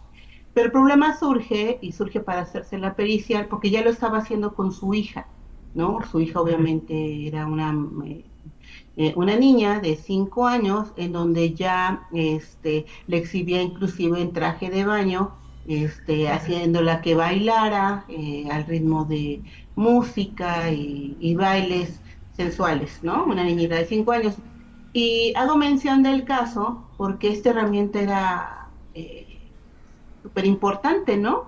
Porque pues nos costó trabajo, bueno, a mí me costó trabajo buscar todas estas herramientas en donde ella, los TikToks, los Instagram, ¿no? Que tenía varios para ubicar en dónde estaba ella publicando todos estos videos y presentarlos precisamente en el documento, ¿no? Las pruebas para que fueran ubicadas y tomar la evidencia de cómo estaba esta mamá cosificando a la niña, ¿no? Me vino el ejemplo claro, ¿no? Porque ese rastreo, pues lo tuve que hacer manual, ¿no? Y esta herramienta se me hace clarísima, muy, muy útil para ese tipo de casos en donde pues estas personas hacen uso de estas herramientas digitales, en este caso, pues llevar este tipo de actos delictivos, ¿no? Que se presumen delictivos, ¿no? Entonces, quedé encantada, ¿no? Qué bueno que no le dice ahí a mi hijo, porque quién sabe qué hubiera salido. Y como les decía, o sea, en las demos todo está filtrado y por eso hay veces que tampoco se presentan redes sociales ni nada de eso. Presento las mías porque es mi data, ¿no?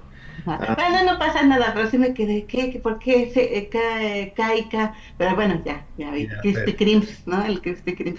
Pero sí, muchas gracias. Hombre, muchas gracias a ti, Fabiola, por la pregunta, y por el comentario. Y creo que incluso va un poco más allá. Mi startup anterior, que la hice en Estados Unidos,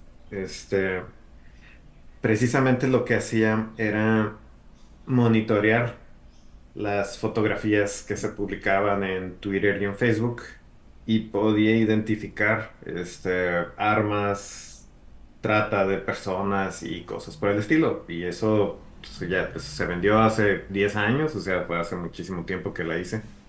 Ay, fue hace más, no cuento la pandemia, fue por ahí del 2011, ¿no?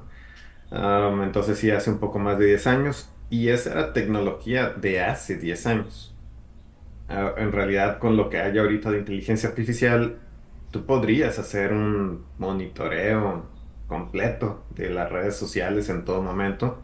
Y muchas de las redes sociales lo hacen y no necesariamente se establecen, se cumplen las políticas que tienen las demás redes sociales, ¿no? Hay algo algunas son más laxas que otras, ¿no? Pero ciertamente esa capacidad que comentas de estar viendo las fotografías o incluso los videos y analizarlo, ya no es necesario que lo haga un humano, ¿no? O sea, ya se puede hacer de manera muy automática e incluso muy económica, ¿no? Pero ahorita se utilizan para generar modelos de inteligencia artificial. Y ahorita platicamos un poquito al final del futuro de la identidad, de cómo vienen las identidades sintéticas, cómo se construye una identidad sintética y cómo también participan de manera buena y mala tanto los gobiernos como las redes sociales, ¿no? Pero creo que seguía Mónica.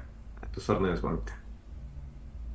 Muchas gracias, Hans. Está súper interesante y me causa mucha curiosidad. La primera, la pregunta es, yo quiero suponer, y no sé si tú me lo puedas responder, si estas estrategias de búsqueda que tú nos acabas de demostrar tienen están aceptadas como pruebas como parte de un peritaje ante en las leyes mexicanas, ¿no? Que el que uno haya hecho esta búsqueda propositiva para saber los datos que deseamos, tengan esa confiabilidad y validez.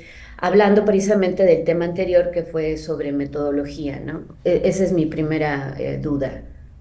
Y creo que, bueno, yo no soy abogado, mi cofundador sí es abogado de la libre derecho y es todo un nerdito también de todo eso. Yo soy ingeniero civil, ¿no? Pero creo que te la puedo responder de todas maneras, porque no se hizo nada que no pueda hacerse de manera manual muy tardado, ¿sí? O sea, todos estos aspectos de ir y buscar en el Plan Nacional de Marcación primero, buscar las redes sociales después y empezar a generar esos vectores, pues lo puedes hacer de manera manual, ¿no? Y de hecho hay un procedimiento, ¿sí? Que en el caso de Nufi ese método pues lo tenemos registrado, ¿no? Pero claro que no es magia negra, ¿no? O sea, es mira, seguimos uno, dos, tres, cuatro, cinco, y por eso llegamos a esta data, ¿no? Entonces yo creo que la respuesta, me imagino que es sí, porque si lo que haces tú, Mónica, de manera manual se puede presentar, pues entonces estoy bien seguro que esto también se puede presentar, ¿no? Porque es meramente una automatización de algo que pudiste haber hecho tú de manera manual, ¿no? Ok, perfecto. Sí, porque luego los jueces son un poco rudos en estos aspectos y sobre todo creo que algo que es la actualización de ellos, ¿no? Ok. De los jueces, ¿no? Y de qué pruebas para ellos son consistentes para los jueces, ¿no? Ok. Y no en el caso de lo que nosotros en la elaboración de un peritaje utilizamos, ¿no? Y que pueda ser desechado fácilmente por lo riguroso de los jueces, ¿no? O de lo que pretenden, sí. Y luego ahí viene también un tema que es bien importante, que es lo que comentaba al inicio de la data determinística y la data probabilística, ¿no?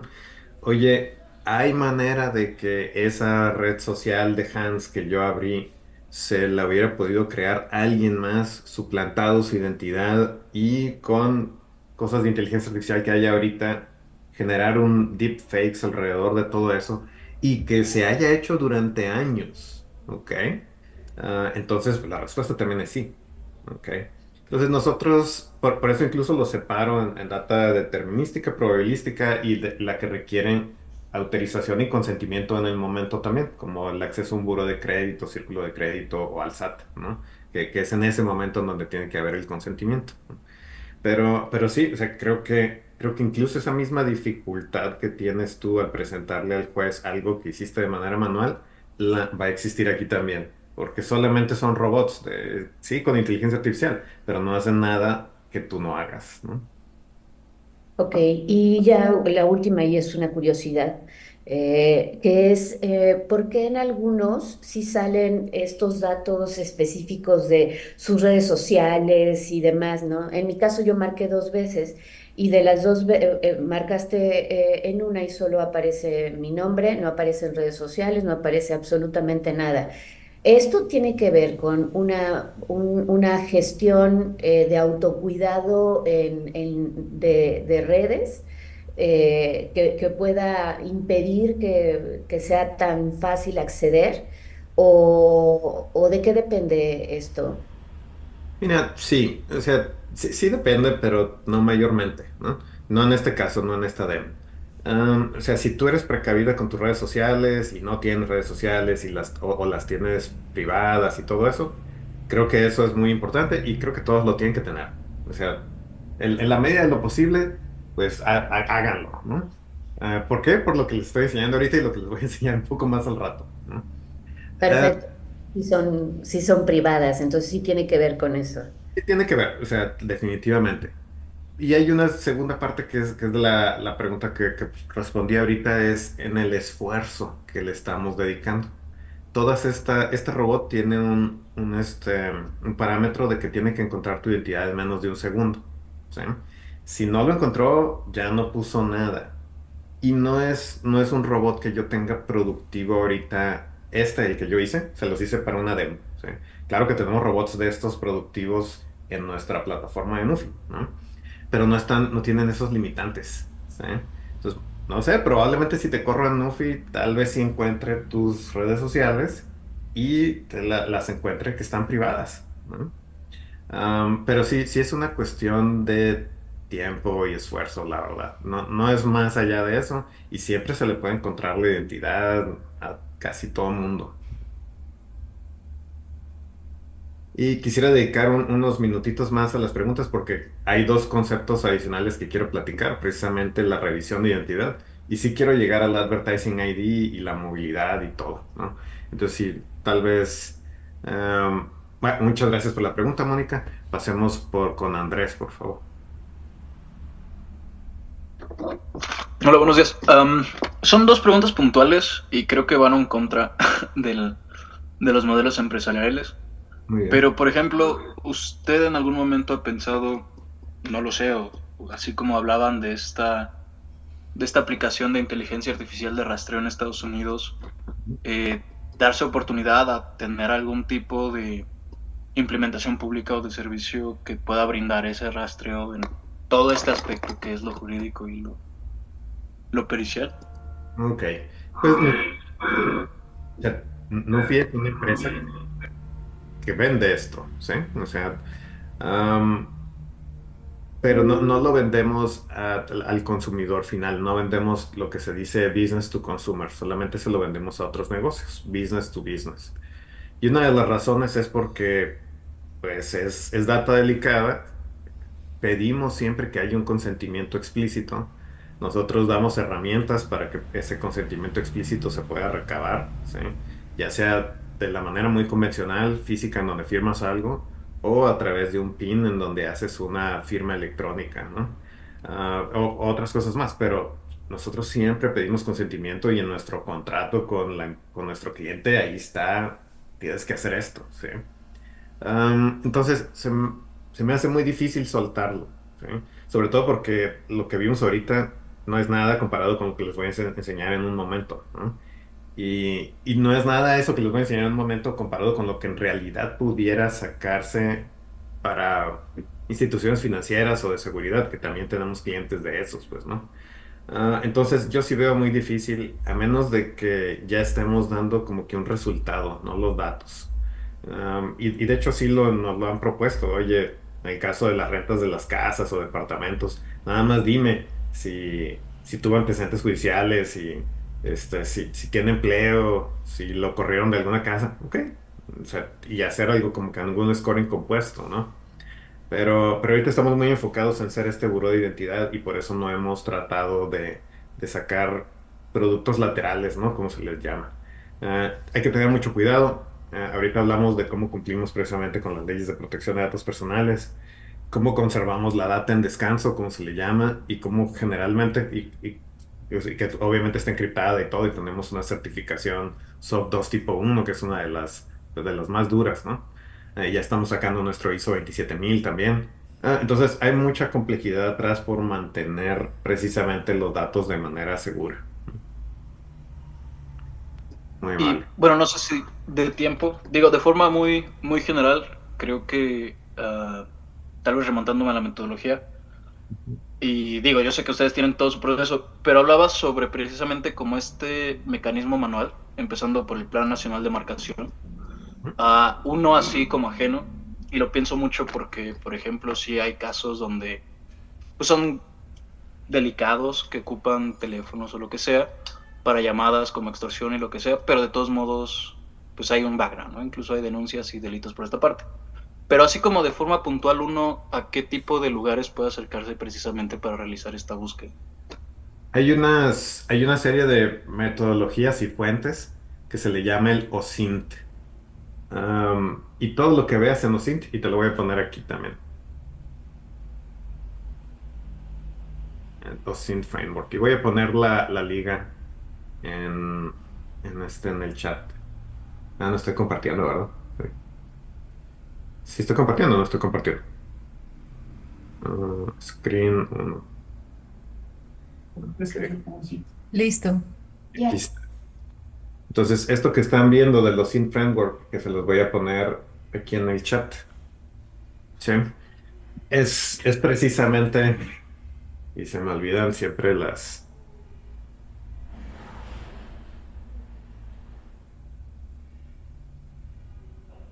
Open Source Intelligence. Open Source Intelligence, ¿ok?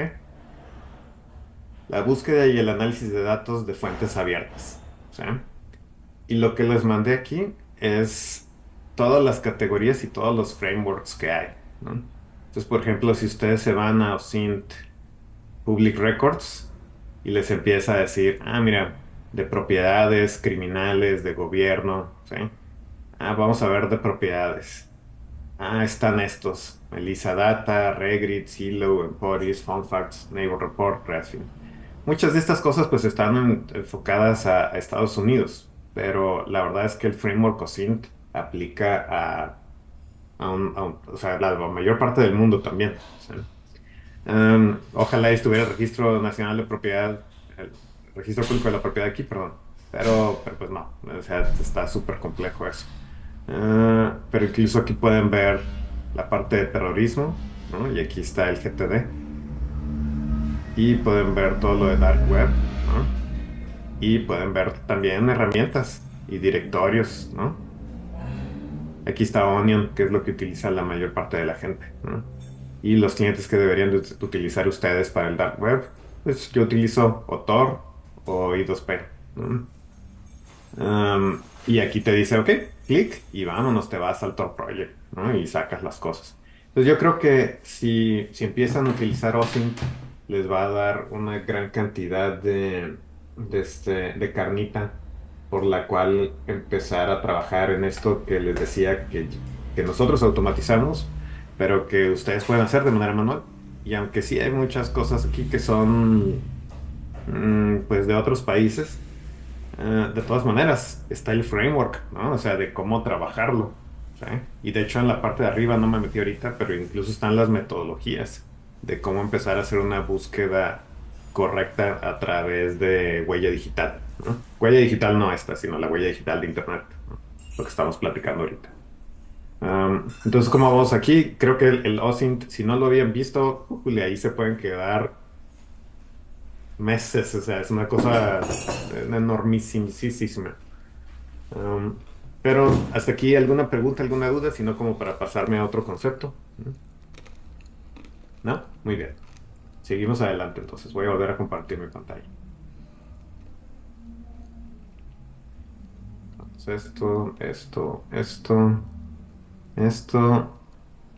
Y nos regresamos acá. Y ahora sí les quiero enseñar como que un resultado un poquito más estándar. Vamos a ver un background check de Nufi, ¿sí? Y los background checks de Nufi, tenemos una buena cantidad de productos de datos, ¿no? Pero un background check típicamente llega o porque tenemos el CURP, o porque tenemos los datos que te llevan al CURP, o sea, nombre completo, fecha de nacimiento, lugar de nacimiento y sexo, ¿sí? O porque tenemos una foto de una identificación, ¿sí? Y con este único punto de datos es que vamos y automatizamos esta búsqueda de data y te la ponemos en un solo lugar. ¿Sí? Y voy a enseñar ahora uno mío. Taram, taram, taram, taram. ¿Qué lo cerró? Ah, sí lo cerró. Pero déjenme abrir uno por acá, por favor. Mm, mm, mm, mm. Sorry, yo creí que ya lo tenía abierto.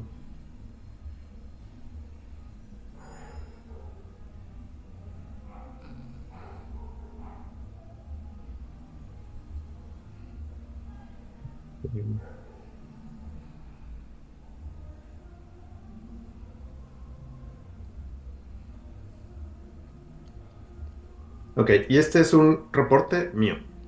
Un reporte que no cayó por un proceso de onboarding digital. ¿Qué quiere decir? Que no fue una solicitud de crédito que yo hice en internet, ni ninguna app de enrolarme en algo, ni nada, sino que yo nada más le di a alguien o mi CURP o le di estos datos básicos, y creo que en este ejemplo que les hice sí puse mi identificación nada más para que se viera qué se hace, ¿no? Pero, ¿qué es lo que tenemos aquí?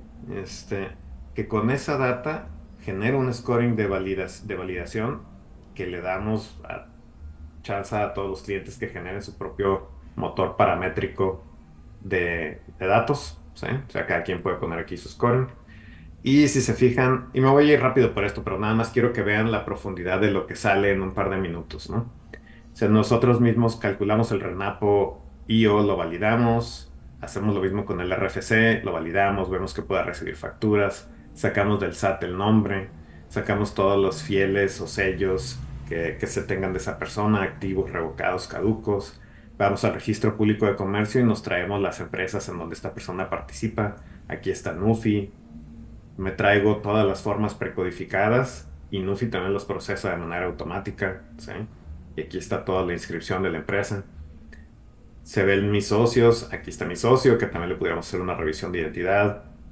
Esta fue mi primera empresa en el 2005 y mi primer inversionista fue el ingeniero Ernesto Martens, que en paz descanse, que él fue pues, director general de Vitro, de Union Carbide, incluso fue secretario de Energía con Fox, ¿no? Fibonacci Technologies, mi empresa anterior a esta, que les estaba platicando. Aquí se ve que sí soy ingeniero de sistemas electrónicos, sí soy de mi máster. No tengo nada de arrendamientos, no aparezco en ninguna lista negra nacional ni internacional, PEPS, ni de OFAC, CIA, Interpol, FBI, nada de esas cosas, ni en ninguna de las listas del SAT 74, 69 o 69B, ¿no? Validé también mi identificación y aquí están, es un comprobante de domicilio, este tipo de identificación, es una INE tipo G.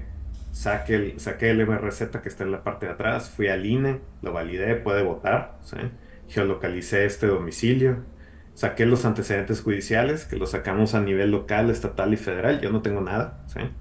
Saqué mi número de seguridad social y mi historial de empleos, saqué lo de las redes sociales que les platicaba ahorita, hice un perfilamiento de comunicación de ese número de teléfono y también del correo electrónico, y si ha participado en algún filtrado de datos. O sea, esto quiere decir que mi correo ahorita está en venta en el dark web, tanto el correo como la contraseña. Y luego hago una pequeña búsqueda en Google y noticias de Google y lo estampo para que cumpla con la NOM 151. Ahora, todo este reporte se hace en más o menos 2-3 minutos, ¿no? Y asocia toda una data que ya es determinística y probabilística en un solo jalón, ¿sí? Entonces, quería que vieran la facilidad también de hacer esto, pues. O sea, si yo ahorita meto el CURP de alguno de ustedes o meto sus datos generales, me va a salir también su reporte completo con todo esto, ¿sí? Sin necesidad de ninguna fricción para el usuario final. Y esto es algo que también sí puede servir mucho, y hay otros proveedores. O sea, también ustedes conocen ahí está Legalario, está Quién es Quién, está Búho Legal, que te venden los antecedentes judiciales de las personas y todo eso, ¿no? Entonces, hay fuentes de datos, claro, aparte de NUFI, y no quiero hacer esto un comercial. Lo que estoy queriendo hacer es que se vea que esa data existe ya allá afuera y que simple y sencillamente es una manera de colectarla y traérsela a un lado, y que es algo que incluso ustedes pueden hacer, claro, sí, más manual, pero se puede hacer, ¿no? Entonces, como vamos hasta aquí, me quiero detener un poquito antes de seguir adelante para ver si hay alguna pregunta, alguna duda. Ah, mira, aquí hay uno bien interesante que no lo había visto. Perdón, déjenme contestar esta. ¿Por qué hay algoritmos que parece que te leen la mente? ¿Hay algún tipo de protección parental? Esto lo comenta Kaori Yuenen. Y si parece que te leen la mente, es porque casi casi te leen la mente, ¿sí? Y no es que te la lean, no es que te la lean, es que tienen suficientes puntos de datos como para que puedan reproducir tus siguientes pasos de compra, ¿sí? O tu siguiente restaurante al que vas a ir, o cuál sería la cosa que te va a gustar, ¿sí? Todo este juego es solamente tener más puntos de datos y ponerle un motorcito de inteligencia artificial que haga contexto de esos puntos de datos y te dé el siguiente paso. Y afortunado o desafortunadamente los humanos somos súper predecibles en eso, ¿sí? Y le juntas a eso tu localización, tu ubicación, y ahorita ya voy a hablar del Advertising ID, y parece que te leen la mente. Por eso mi esposa me dice, ay, es que yo quería comprar esta cosa y ahora siempre me sale Google y me sale Amazon que me la quiere poner. ¿Me estarán escuchando? Sí, sí te están escuchando, esa es una, ¿sí? Sí te están escuchando. Y la otra es, claro que al escucharte y al extraer el texto y al determinar tu intención de voz y todo eso, dicen, déjame presentarle esta cosa aquí, ¿eh? Y oye, eso es ciencia ficción, es súper caro. No, o sea, eso es todo lo que hacemos ahorita. Todos los que estamos en inteligencia artificial nos dedicamos a eso, ¿sí? Entonces no es nada del otro mundo, nuevamente. ¿Cuál es la diferencia entre que sí parezca que te lean la mente o no? Que tengas suficientes puntos de datos, que tengas capacidad de procesamiento, y la capacidad de procesamiento hoy es regalada, y va a haber más, y va a haber más, y va a haber más. Y que puedas tener contexto para generar un motor de inteligencia artificial que te permita hacer sentido de lo que está sucediendo con esos datos y con ese poder de procesamiento, y decir lo que sigue de esta persona es eso, ¿no? O sea, si yo veo que Israel tiene una hija de 14 años, 6 meses, hay que ponerle cosas de quinceañeras, ¿okay? Y ya es algo que se tiene súper bien redactado y súper bien hecho. Ok, ahí está, listo. De aquí me detengo, voy a poner preguntas y luego nos vamos a pasar a Ad ID y nos vamos a pasar al futuro de la identidad. Y Mónica, adelante, por favor. Perdón porque vuelvo a participar. Cuando esta pregunta que te acaban de elaborar en el área de la salud mental y la asociación entre precisamente lo que es mi materia, psiquiatría, y lo que es tu materia, la ingeniería, que definitivamente es algo sorprendente cuando se unen estas entidades. Entonces está la inteligencia artificial en el caso de la medicina de precisión, la medicina a través de algoritmos, la medicina a través de el reconocimiento de que todo lo que nuestros teléfonos o lo que todos nuestros dispositivos tienen hace que seamos predecibles, y entonces se abra la posibilidad de hacer aplicaciones con la intención de ubicar o identificar riesgos suicidas, o conducta de riesgo, conductas peligrosas, y no necesariamente para hacer diagnósticos, sino para hacer los focos rojos que nos lleven a anticiparnos, por decirlo así, o porque tendría que pasar por un proceso de verificación. Por eso ahí no seríamos sustituidos en la inteligencia artificial. Creo que ninguno de nuestras grandes pasiones de lo que hacemos todos los días, ¿no? Porque hay que hacerlo, hay que revisar si lo que sale en la inteligencia artificial a través de estos algoritmos, y que a mí en particular me llama mucho la atención y le he dedicado un poquito de tiempo a la inteligencia artificial y la salud mental, ¿no? El cómo la ingeniería, que me ha costado entender, ¿no? Cómo los biomarcadores, ¿no?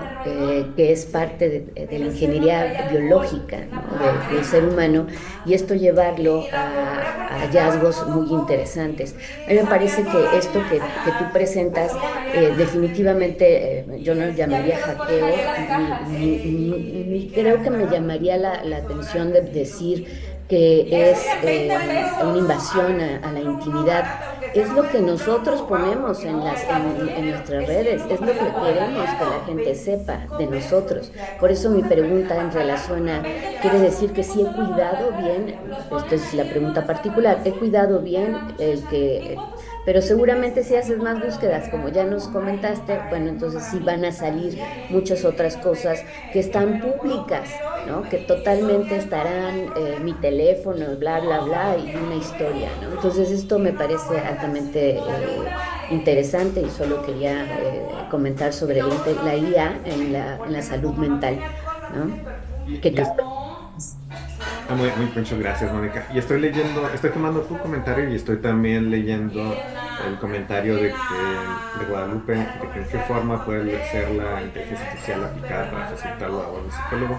Decían en la ponencia anterior que no se puede predecir la conducta, pero aquí parece ser lo contrario, ¿no? Además, pilares del análisis de la conducta son la predicción e influencia en la conducta humana. Y ustedes son expertos en esto, ¿sí? Ustedes han estudiado toda su vida estas cosas.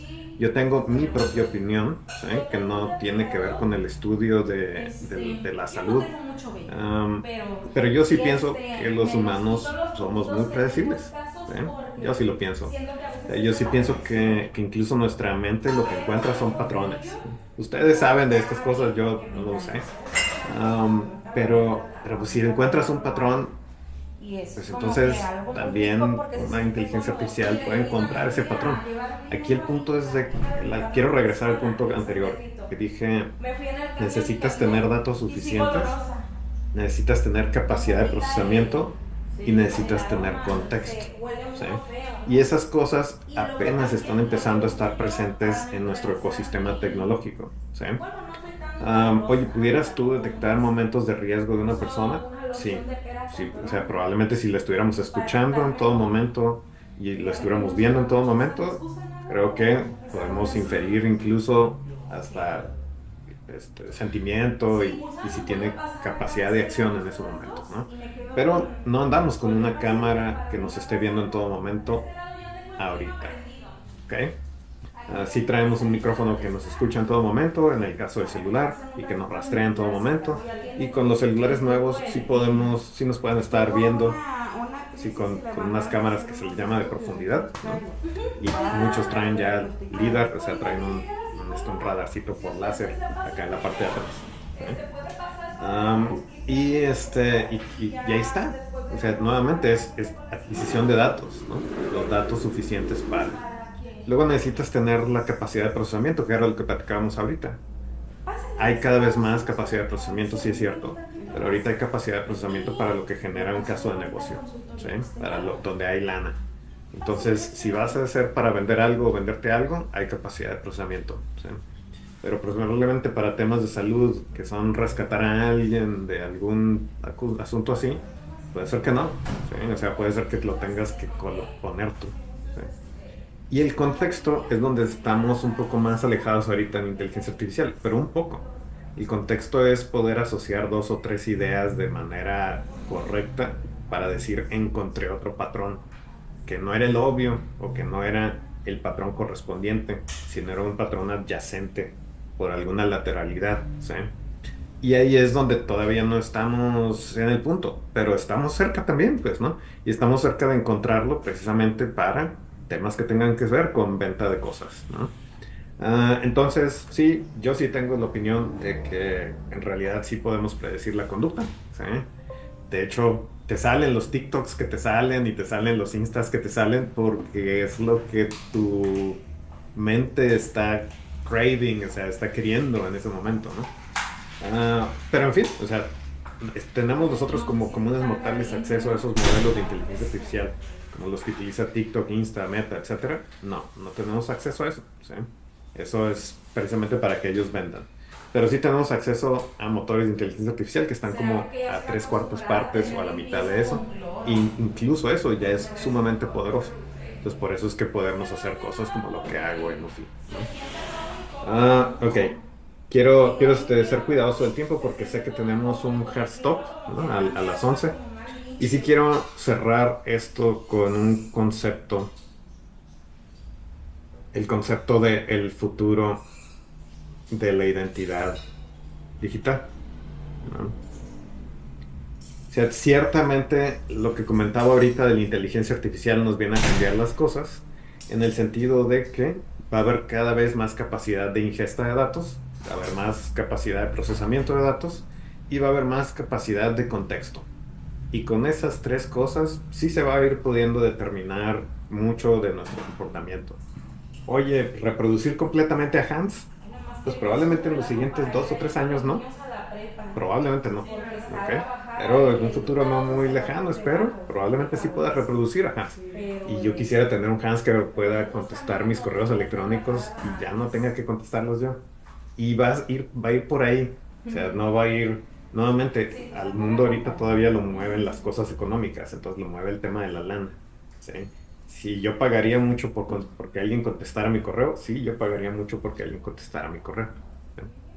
Y luego viene el concepto de las identidades sintéticas, que las identidades sintéticas es la creación de una identidad que es verdadera, que tiene un ente completo, tiene un ethos completo, tiene un id completo y muy probablemente tiene un background legal completo. Y aquí les quería enseñar un servicio de unos caballeros o una dama, no sé, que se llama Ordeñando Apps, ¿no? Estos canijos te venden por Facebook y por WhatsApp INES impresas directamente del INE, ¿ok? Y este precio que están viendo aquí no son dólares, son pesos, ¿sí? Y si se fijan, dice que tiene un INE con los datos correctos, con score de crédito, ¿ok? ¿Sí? Y te dicen, oye, sí van a cumplir el buró de crédito, ¿ok? Es una INE real sobre la cual te voy a montar nada más la biometría nueva tuya, ¿ok? Y incluso te doy capacitación de cómo utilizarla para hacer fraude, ¿ok? Y te digo con qué apps la puedes utilizar y cuánta lana le puedes sacar a cada una de esas apps, ¿ok? Ya quisiera yo tener al diseñador en Nufi que me lo hace así bonito con la vaquita, porque es el contexto de ordeñar, ¿no? La vaquita está ahí medio enojada y todas las cosas. Te dice el nombre del administrador y lo puedes contactar por WhatsApp y por Facebook, ¿ok? Y esto, ok, esto es el crimen organizado y siempre ha estado ahí, ¿no? Pero junta esto con algo de inteligencia artificial y junta esto con una identidad sintética y ya la cosa está muy complicada, muy complicada, ¿sí? O sea, si nosotros ahorita en el proceso de KYC, de Know Your Customer, de conocimiento de cliente, que es lo que yo me dedico, pues, ¿no? Identidad, ¿no? Estamos utilizando estos conceptos de inteligencia artificial y todo este procesamiento, del otro lado en el crimen están igual, ¿sí? Entonces yo sí veo un grave problema de 3 a 5 años en adelante con las identidades sintéticas, ¿no? ¿Por qué? Porque ya vas a tener data suficiente para poder generar una Mónica, un Israel, una Fabiola, un Hans, sin ningún problema, ¿no? Y con las capacidades biométricas de cada uno de nosotros, ¿no? O sea, con capacidades que nos hacen únicas. Y registrarlas ante un gobierno que tiene métodos completamente procedurales manuales, ¿no? O sea, no hay manera de irse a hacer otra cosa. Incluso los que sean digitales, pues va a ser peor porque pueden ser atacados, ¿no? Entonces, y con esto ya cierro, es muy importante lo que están haciendo ustedes ahorita. O sea, es muy importante estarse actualizando, empezar a utilizar estas herramientas, saber que no solamente que existen ahí, sino tener un conocimiento de básico e intermedio, que dices, ok, las utilizo como lo que son muy buenas ahorita, o sea, como un copiloto hacia mis esfuerzos, ¿sí? Y las utilizo en mi ámbito, las utilizo en el ámbito pericial, médico, ingeniería, legal, lo que sea, ¿no? O sea, voy generando conocimiento que me va a permitir ser yo más eficiente y aparte de eficiente, generar nuevos patrones, ¿no? La inteligencia artificial general todavía esa ahí está medio lejos. Ahí sí yo le pongo unos 10 años si no hay alguna revolución intermedia, ¿no? Pero por lo pronto la inteligencia artificial está basada en contexto, o sea, los GPTs, los General Pre-trained Transformers, esas cosas sí ya se pueden utilizar ahorita y los pueden potenciar ustedes muchísimo más, ¿no? Entonces con eso quisiera concluir, con que están haciendo lo correcto, están conociendo las cosas que hay, viendo cómo se pueden utilizar y eso es impresionante ya, ¿no? O sea, entonces los felicito por todo lo que están haciendo ahorita. Y listo, aquí cierro, creo que me pasé un minuto más. Mil disculpas.